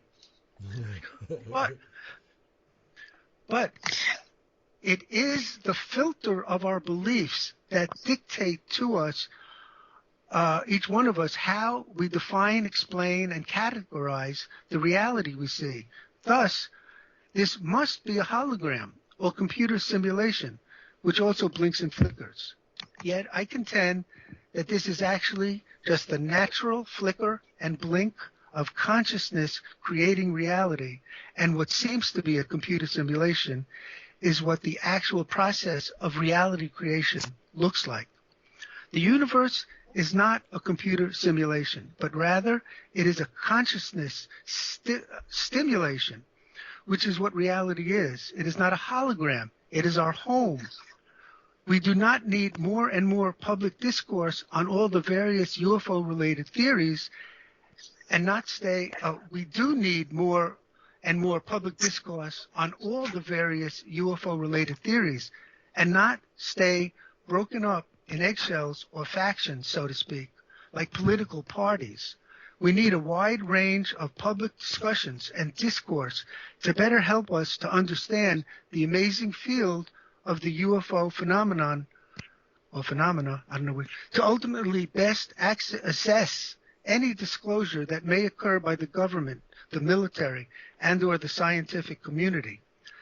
Finally, but slowly, this eggshell is being chipped through by various groups, individuals, and sources in and out of the UFO community. And that includes the scientific community, the military, and just the everyday Jill and Joe eating pizza on a sunny Thursday afternoon with a 30% chance of rain. As I listen now to public discourse on the radio, like Coast to Coast TV, movies, and many websites, it seems to me that so much of our supernatural metaphysical way of thinking has been overtaken by this cowboy versus Indian mentality, an extension of the scientific, political, societal fears recently from the 1950s Cold War, far back to the Salem and European witch hunts, back to the Crusades and Inquisition, the Romans, Greeks, and all of their guards, and as far back as you can go. And today we have outer space and other dimension aliens who are now the bad guys, trying to take over the earth, the self, or the nations. From the good guys, the humans, and the world is at war. It is no longer a world war I, II, or III, but rather an earth war against other planets, galaxies, dimensions, or universes, all hovering in their dark jungles, waiting to attack our village, Earth. And so now today, we suddenly realize, in quotes, that there are ancient astronauts who have been at war with each other. This, of course, is our modern technology version of the Roman and Greek gods. They are our technology gods, and the earth has been invaded by them. Forces of evil are still forever fighting forces of good, because this is still the fabric of the deepest reality that our fears allow us to imagine. It's our ancient subconscious fears being projected both back into the past ancient aliens and into the present and the UFO regarding occupants or controllers. If you listen to politics, if you listen to supernaturalists, if you listen to the discourse on ghosts, UFOs, and aliens, it's all once again the same cowboy versus Indian, good guys versus bad guys all over again. The thing is, this mentality of thinking does not even allow for the existence of any spiritual evolution. Over the millions of years these beings have visited us. They started out as villains millions of years ago, and today, unchanged, they still are villains. It seems to me that now people can't even imagine the concept of a spiritual evolution within the self and within these beings who are hundreds of thousands or millions of years old. And so we keep projecting onto them earthling thinking. And we remove the togas or feathers of the gods and give them high-tech sci-fi garb and toys.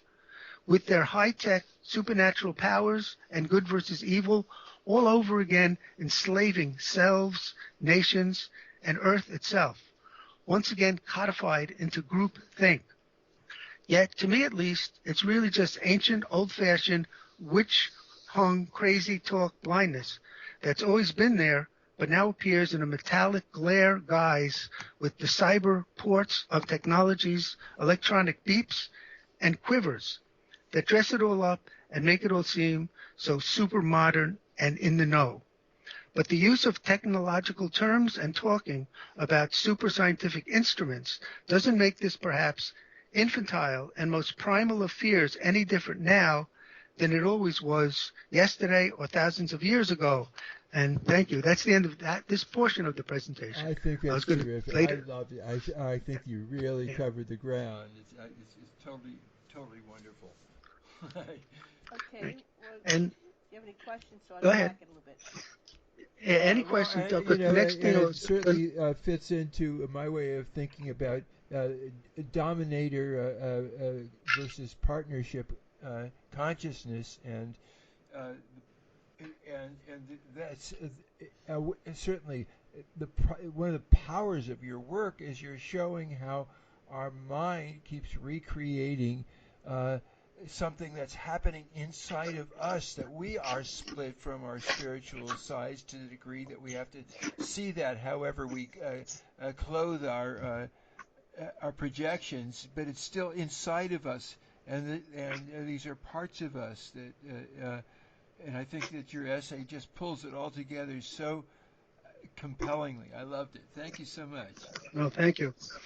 Yeah, we still have that idea of bad versus evil, good versus evil. Doesn't matter what it's dressed up as, it's the same thing.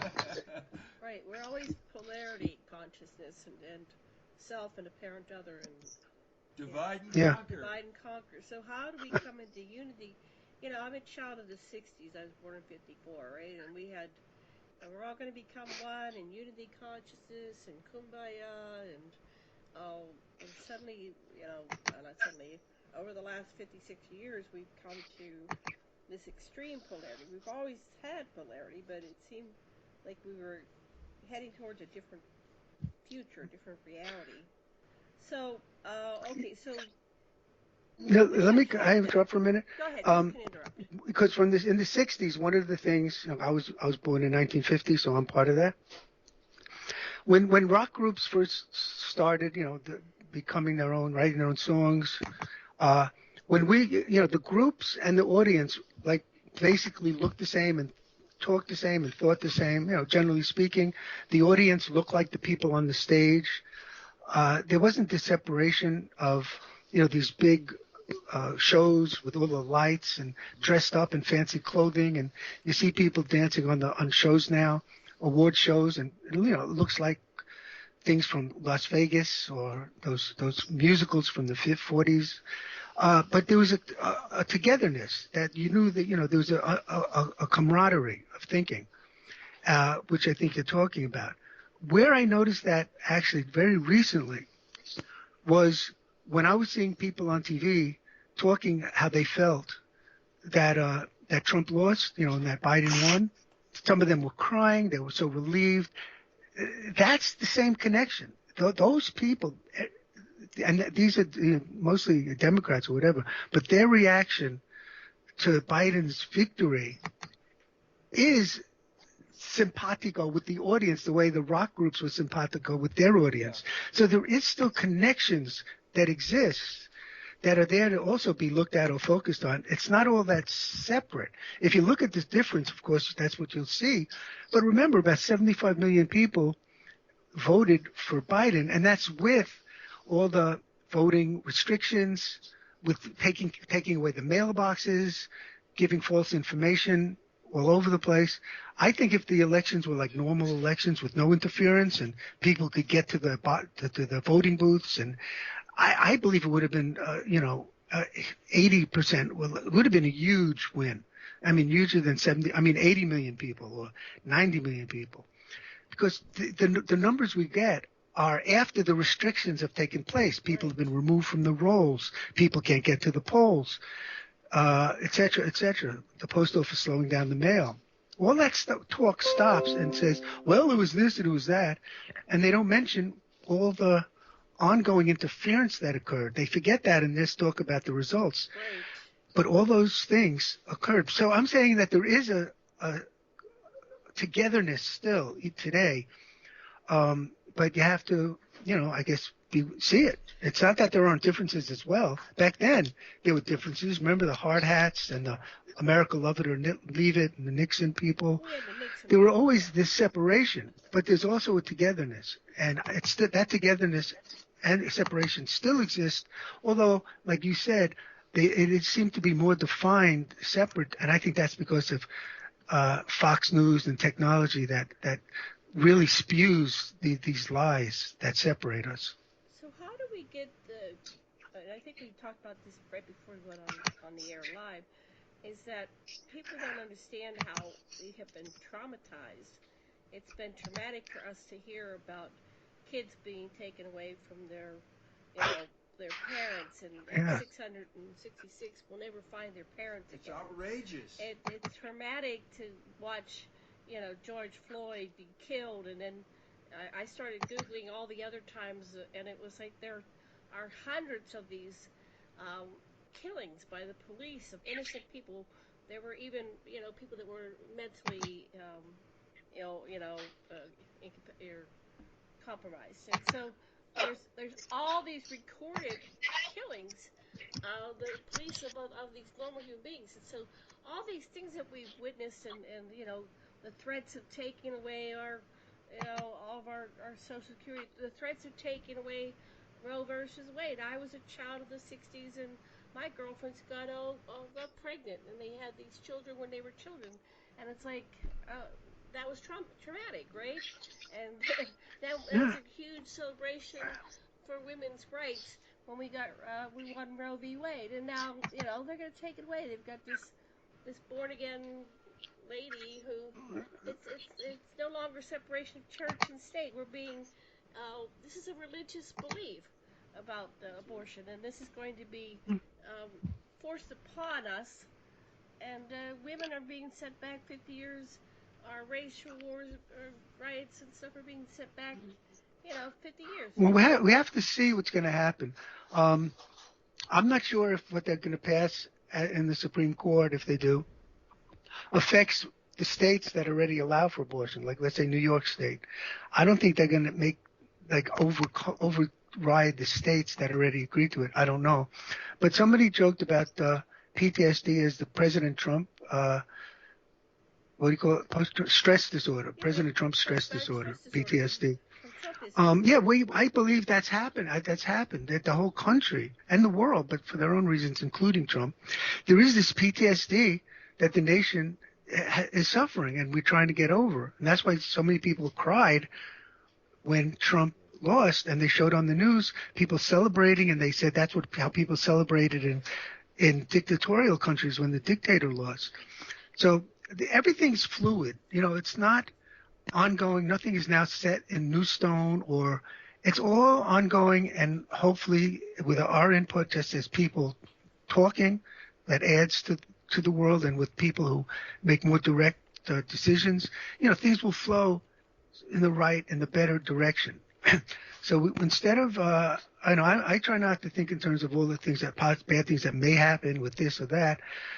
I try to keep my thoughts. Not that I can't ever think about it, or you shouldn't, but for me, I feel better thinking about, where things are now and where I want them to go, and then dealing with things as they come up instead of fretting about them before they come up, So we have to deal with them as they come up, deal with the Supreme Court. Like I always thought the Supreme Court, like being 9 judges, was like this in the Constitution or something that's supposed to be. And then I realized 2 things. One, for a year and a half, Turtleface, whatever his name is, when he didn't allow the new judge, he turned it into an 8 judge thing for like a year and a half. Right. And then I heard somebody speak on one of the shows I watch that he said there's nothing wrong with having 15, let's say, judges on the Supreme Court. There's nothing that it would allow for if a judge dies or leaves, it won't be that, won't affect it that much. He named all these other judge things we have in America that has 15 judges on it. So it's not like one is good, 9, and the 15 is horrible, evil, and good and evil. But he made a great argument that it's even better to have the 15 judges and not just 9. Then you can't have one president doing what they're doing now. So maybe the Democrats will do that. But of course, to do that, they need the Georgia senators to win. That's the next fight. That has to happen. It's good to visualize the best possible outcome. That's a Seth thing. Visualize the best possible outcome as you continue. When you're worried about something. Right. Yeah, it seems to me that it's really important that if Trump does not vacate, that the protesters organize themselves so that they don't have a Kent State provocation that would let Trump use his private police and armed forces to. What's happened is that this is so encouraging. The head of the Joint Chiefs made a statement. We're not loyal to a man. We're loyal to the Constitution. And we're not loyal to religion. We're loyal to the Constitution. And we are always loyal to the Constitution. That's the Joint Chiefs. And that felt really good. Yeah. And it's good to remember, and I'm only saying this because I heard it on TV to say it, that when January 20th happens, and if Biden is inaugurated, as hopefully will happen, Trump automatically just becomes a citizen. He can't stay in the White House. He's not staying in there as a president. He's just a person squatting in the White House after noon or whatever it is when Biden gets inaugurated. So he doesn't have any presidential powers anymore once that inauguration takes place. And they could just remove him like you remove an ordinary citizen. He has no power anymore. Right. So it's like a teacher retires. Even a teacher who retires, let alone gets fired, retires, can't get to go back into their classroom and then start teaching and not refuse to leave and say, I'm going to now teach the class in this room again. Things change. So that was helpful to me also, that awareness. So he's going to get evicted. The other thing is they were expecting 1 million people.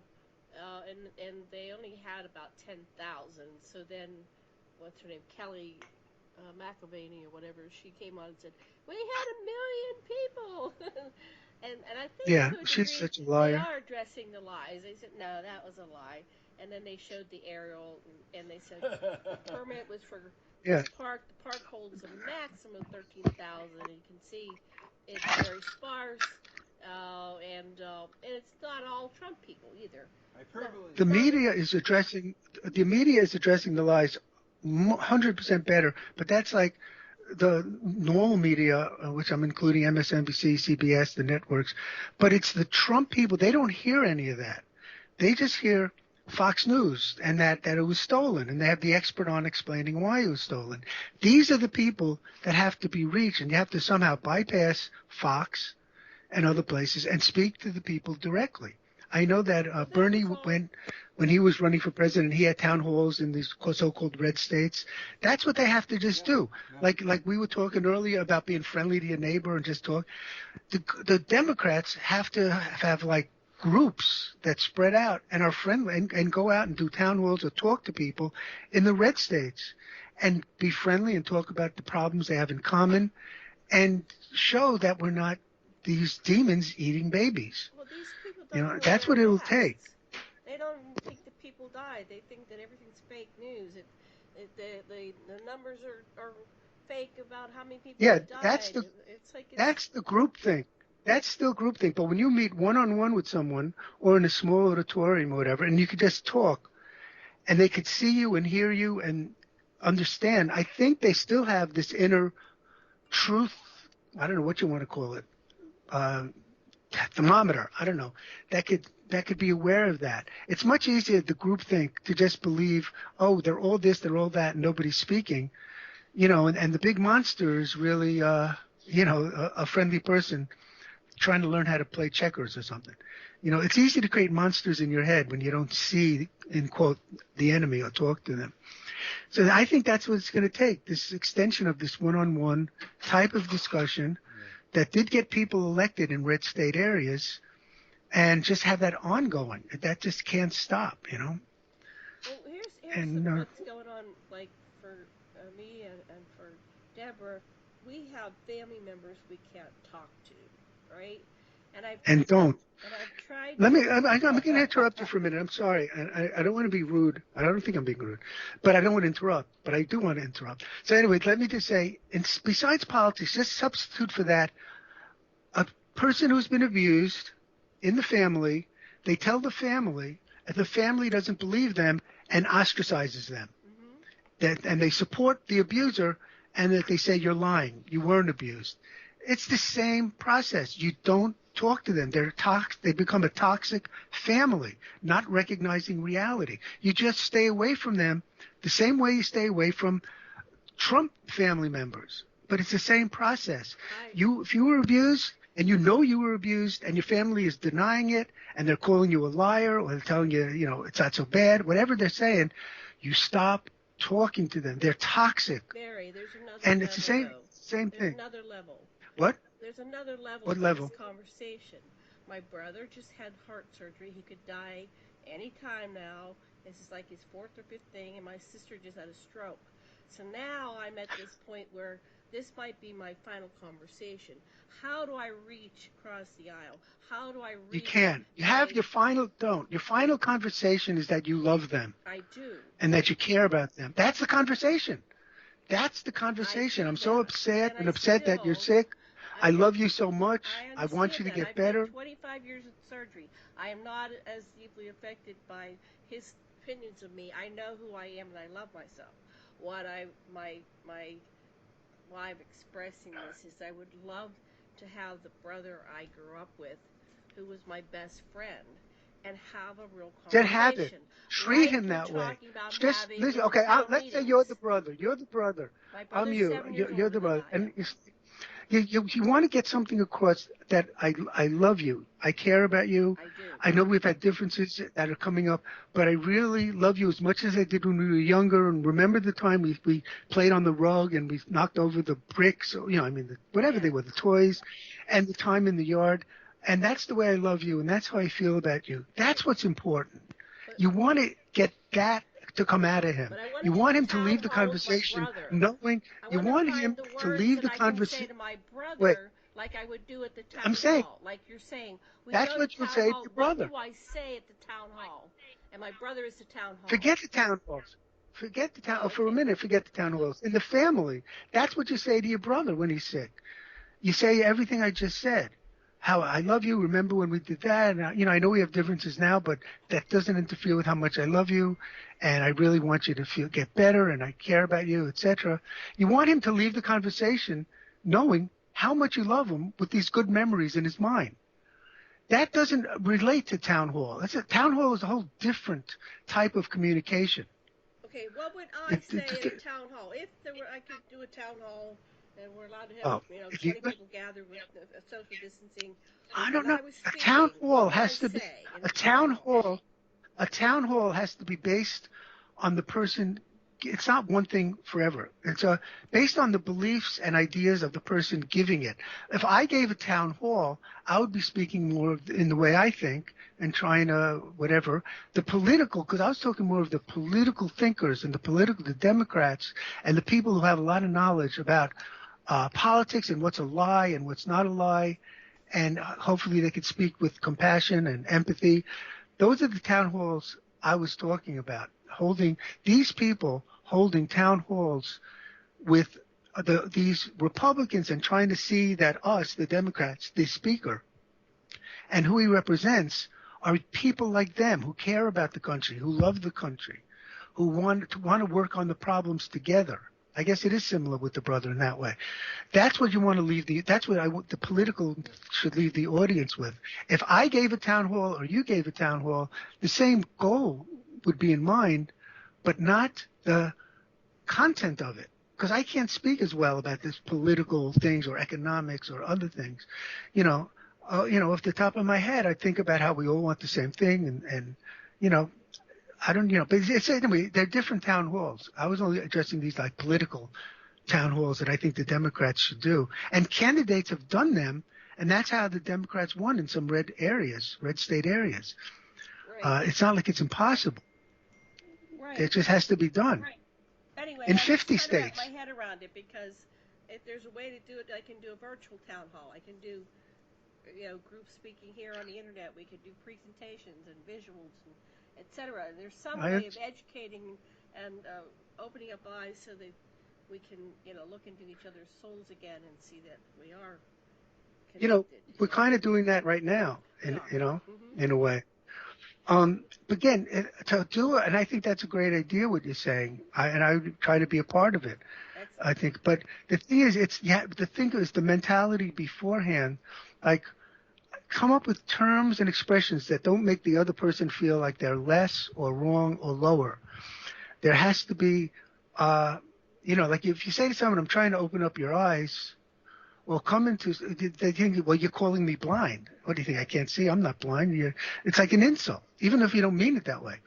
There's a way. One of the things Seth did, and people, I learned, I was a peer mediator. We learned negotiation techniques.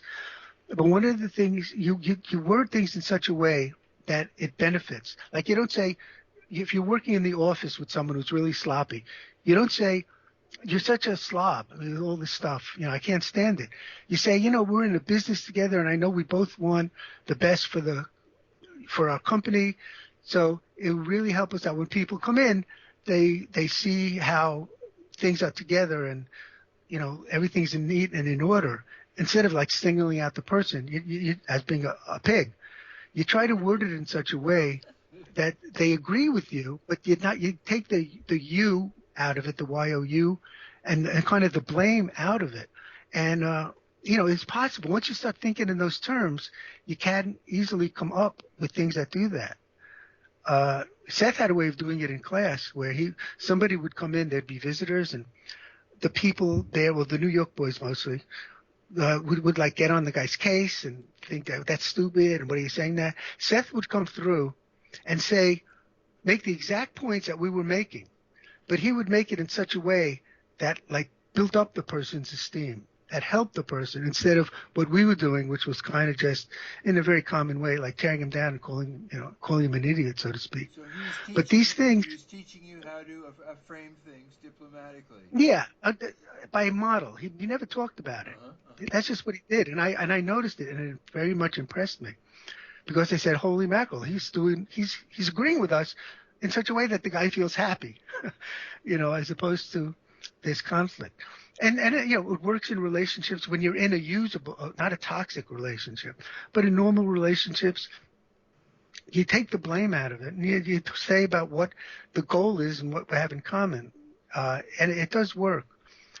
So that's how the town hall, if you were going to do one, if I was going to do one, if I was going to be part of one, it would kind of be in that way, thinking beforehand, working on this togetherness, what we have in common, not blame, but we both want a better America. How could we achieve that? Nobody could argue that concept. It's just how could we achieve it where the disagreements may come in. So, we both want whatever it is, good economy, which I don't know much about, but that's how it could be approached, what we both want and how can we achieve it, as opposed to, well, you think this and I think this and that's a lie and this is the truth and that. So that would be my advice to myself and to you and to any political people who are doing this. If you ever come up with some kind of a town hall thing and you think I could fit in somehow, let me know, because I try to be a part of it. I like the idea of reaching people. The formula that Angie Arian, one of my teachers, had is show up, pay attention to what has heart and meaning, speak your truth without blame or judgment, and be open to but not attached to outcomes. Yeah, something like that. Yeah, what he said. What he said. Well, yeah, but I've noticed that now they're doing like the different shows that had been on hiatus because of COVID. They're starting to come back, and they're starting to show what it was like to work in the hospital when this whole thing started and ongoing, and the deaths. And so they're giving a visual to these deaths that were kind of unseeable because we weren't there. A lot of people didn't have things happening in their own family. Now we've entered another phase. I think we're going to have more and more people have deaths in their own family. But this is showing what it was like for these frontline workers and how traumatic it was and how traumatic it is for the families. So if they see it, if they show that on Fox, if they talk about that with Rush, people are getting totally different news. We're not seeing, thankfully, we're not seeing all the stuff, lies and or whatever that are on Fox. We basically don't see it, and they don't see, what we do. But yeah, I agree. If people could see that, but the idea beyond that is we want people to be healthy. We don't want people to die. We want a safe country. We want a better America. Those ideas could lead to a discussion without getting into or minimizing the possibility of getting into lies and not lies. What are the goals? And then we could talk about the means. And I think that's just the way it could go. If people are open to looking at the hospital situation or the deaths, or if they experience it. I mean, I've heard, I'm sure you have, farmers who are hurt by Trump's economic policy, the war with China thing, and they go, oh yeah, I'm really suffering, but I'm going to vote for Trump again because I'm trying to do my part, and we're trying to fight these evil people, the Chinese, they're trying to take over our country. So they justify when you see things through your beliefs, and what doesn't fit your belief, you either don't see or you find a way to justify it. Right. So if you think somebody, even on a personal level, you think Joe Smith doesn't have a sense of humor, he says something funny, you go, oh, that was just this one time, he didn't mean it wouldn't happen again, it was an accident, because he doesn't have a sense of humor. Just expand that out to everybody. So it's the beliefs have to be slowly addressed, but not directly attacked, but addressed through what are your beliefs about making the country better? How would universal health care, let's say, or whatever you want to call it, they leap to communism, socialism instead of communism now. It's going to take over the country. Instead of any of the terms, they go, well, what would you like in health care? Do you have a doctor now that you're happy with? Would you like access to one? How did you propose to get that? And then you could ease into either whatever you call it, partial universal health, expanding Medicare, whatever it is, in such a way that their belief about socialism as an evil thing, doesn't even come up. Remember, socialism was a great thing. Communism was the evil thing. Nobody complained about socialism basically when the USSR was around. They use a system called socialism is Sweden, Denmark, right. That was socialism. But now they just totally replace the communism, dictatorship, with socialism, with no evidence, no proof, no anything. So these certain people, immigrants or whatever they were in Florida, believed that Biden was a dictator, was a communist, a socialist, right, because of the lies on social media. So that's what they believed, even though Trump is the one acting like a dictator. So it's at least Biden won, and now I think as citizens, as best we could, and you have a platform more, as best you could, if you desire to, is to reach the people about, as I'm saying, what we have in common. Do you like the health care you're getting? How do you think it could be improved? Mm-hmm. Both, we want to have better health care. You want to have better health care. How do we get there? This is what Medicare is. Most people have it now. Right. What you're calling socialism or so afraid of, that's how we pay for teachers and roads and the police. Do you want to end that? Right. Things like that, just to have a discussion. Yeah, I read a list of 75 different programs that are socialistic, that are normal things like roads and the military. The military is a socialist program, so besides Medicare, which is obvious. So I think we can educate people if they're willing to listen. Hey, we're down to the last 2 minutes. Oh my goodness.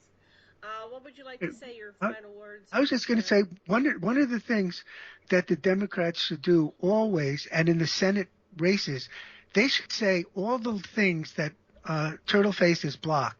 They're sitting on the desk. The Democratic House passed 79 bills, I'm making up a number. Your life, and then pick some of them out. This is what's been blocked. Your life right now we could have roads being built, you could have this, you could have that.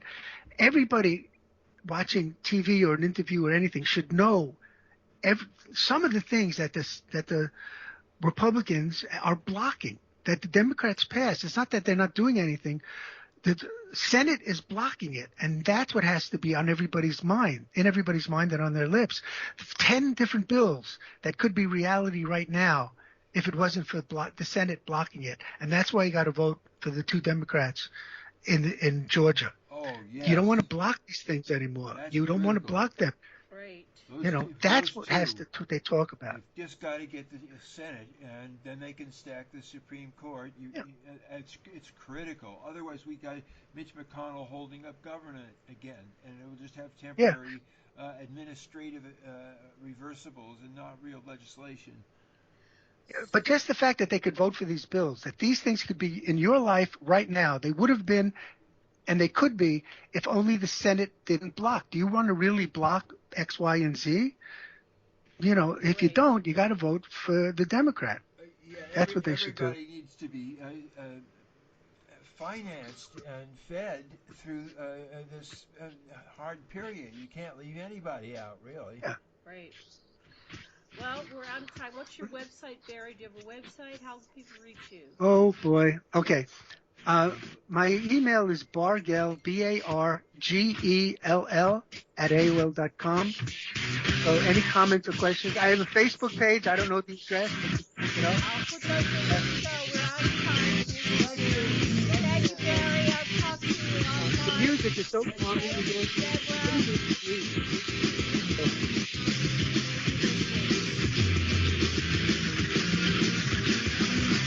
Thank you for listening to Revolution Radio.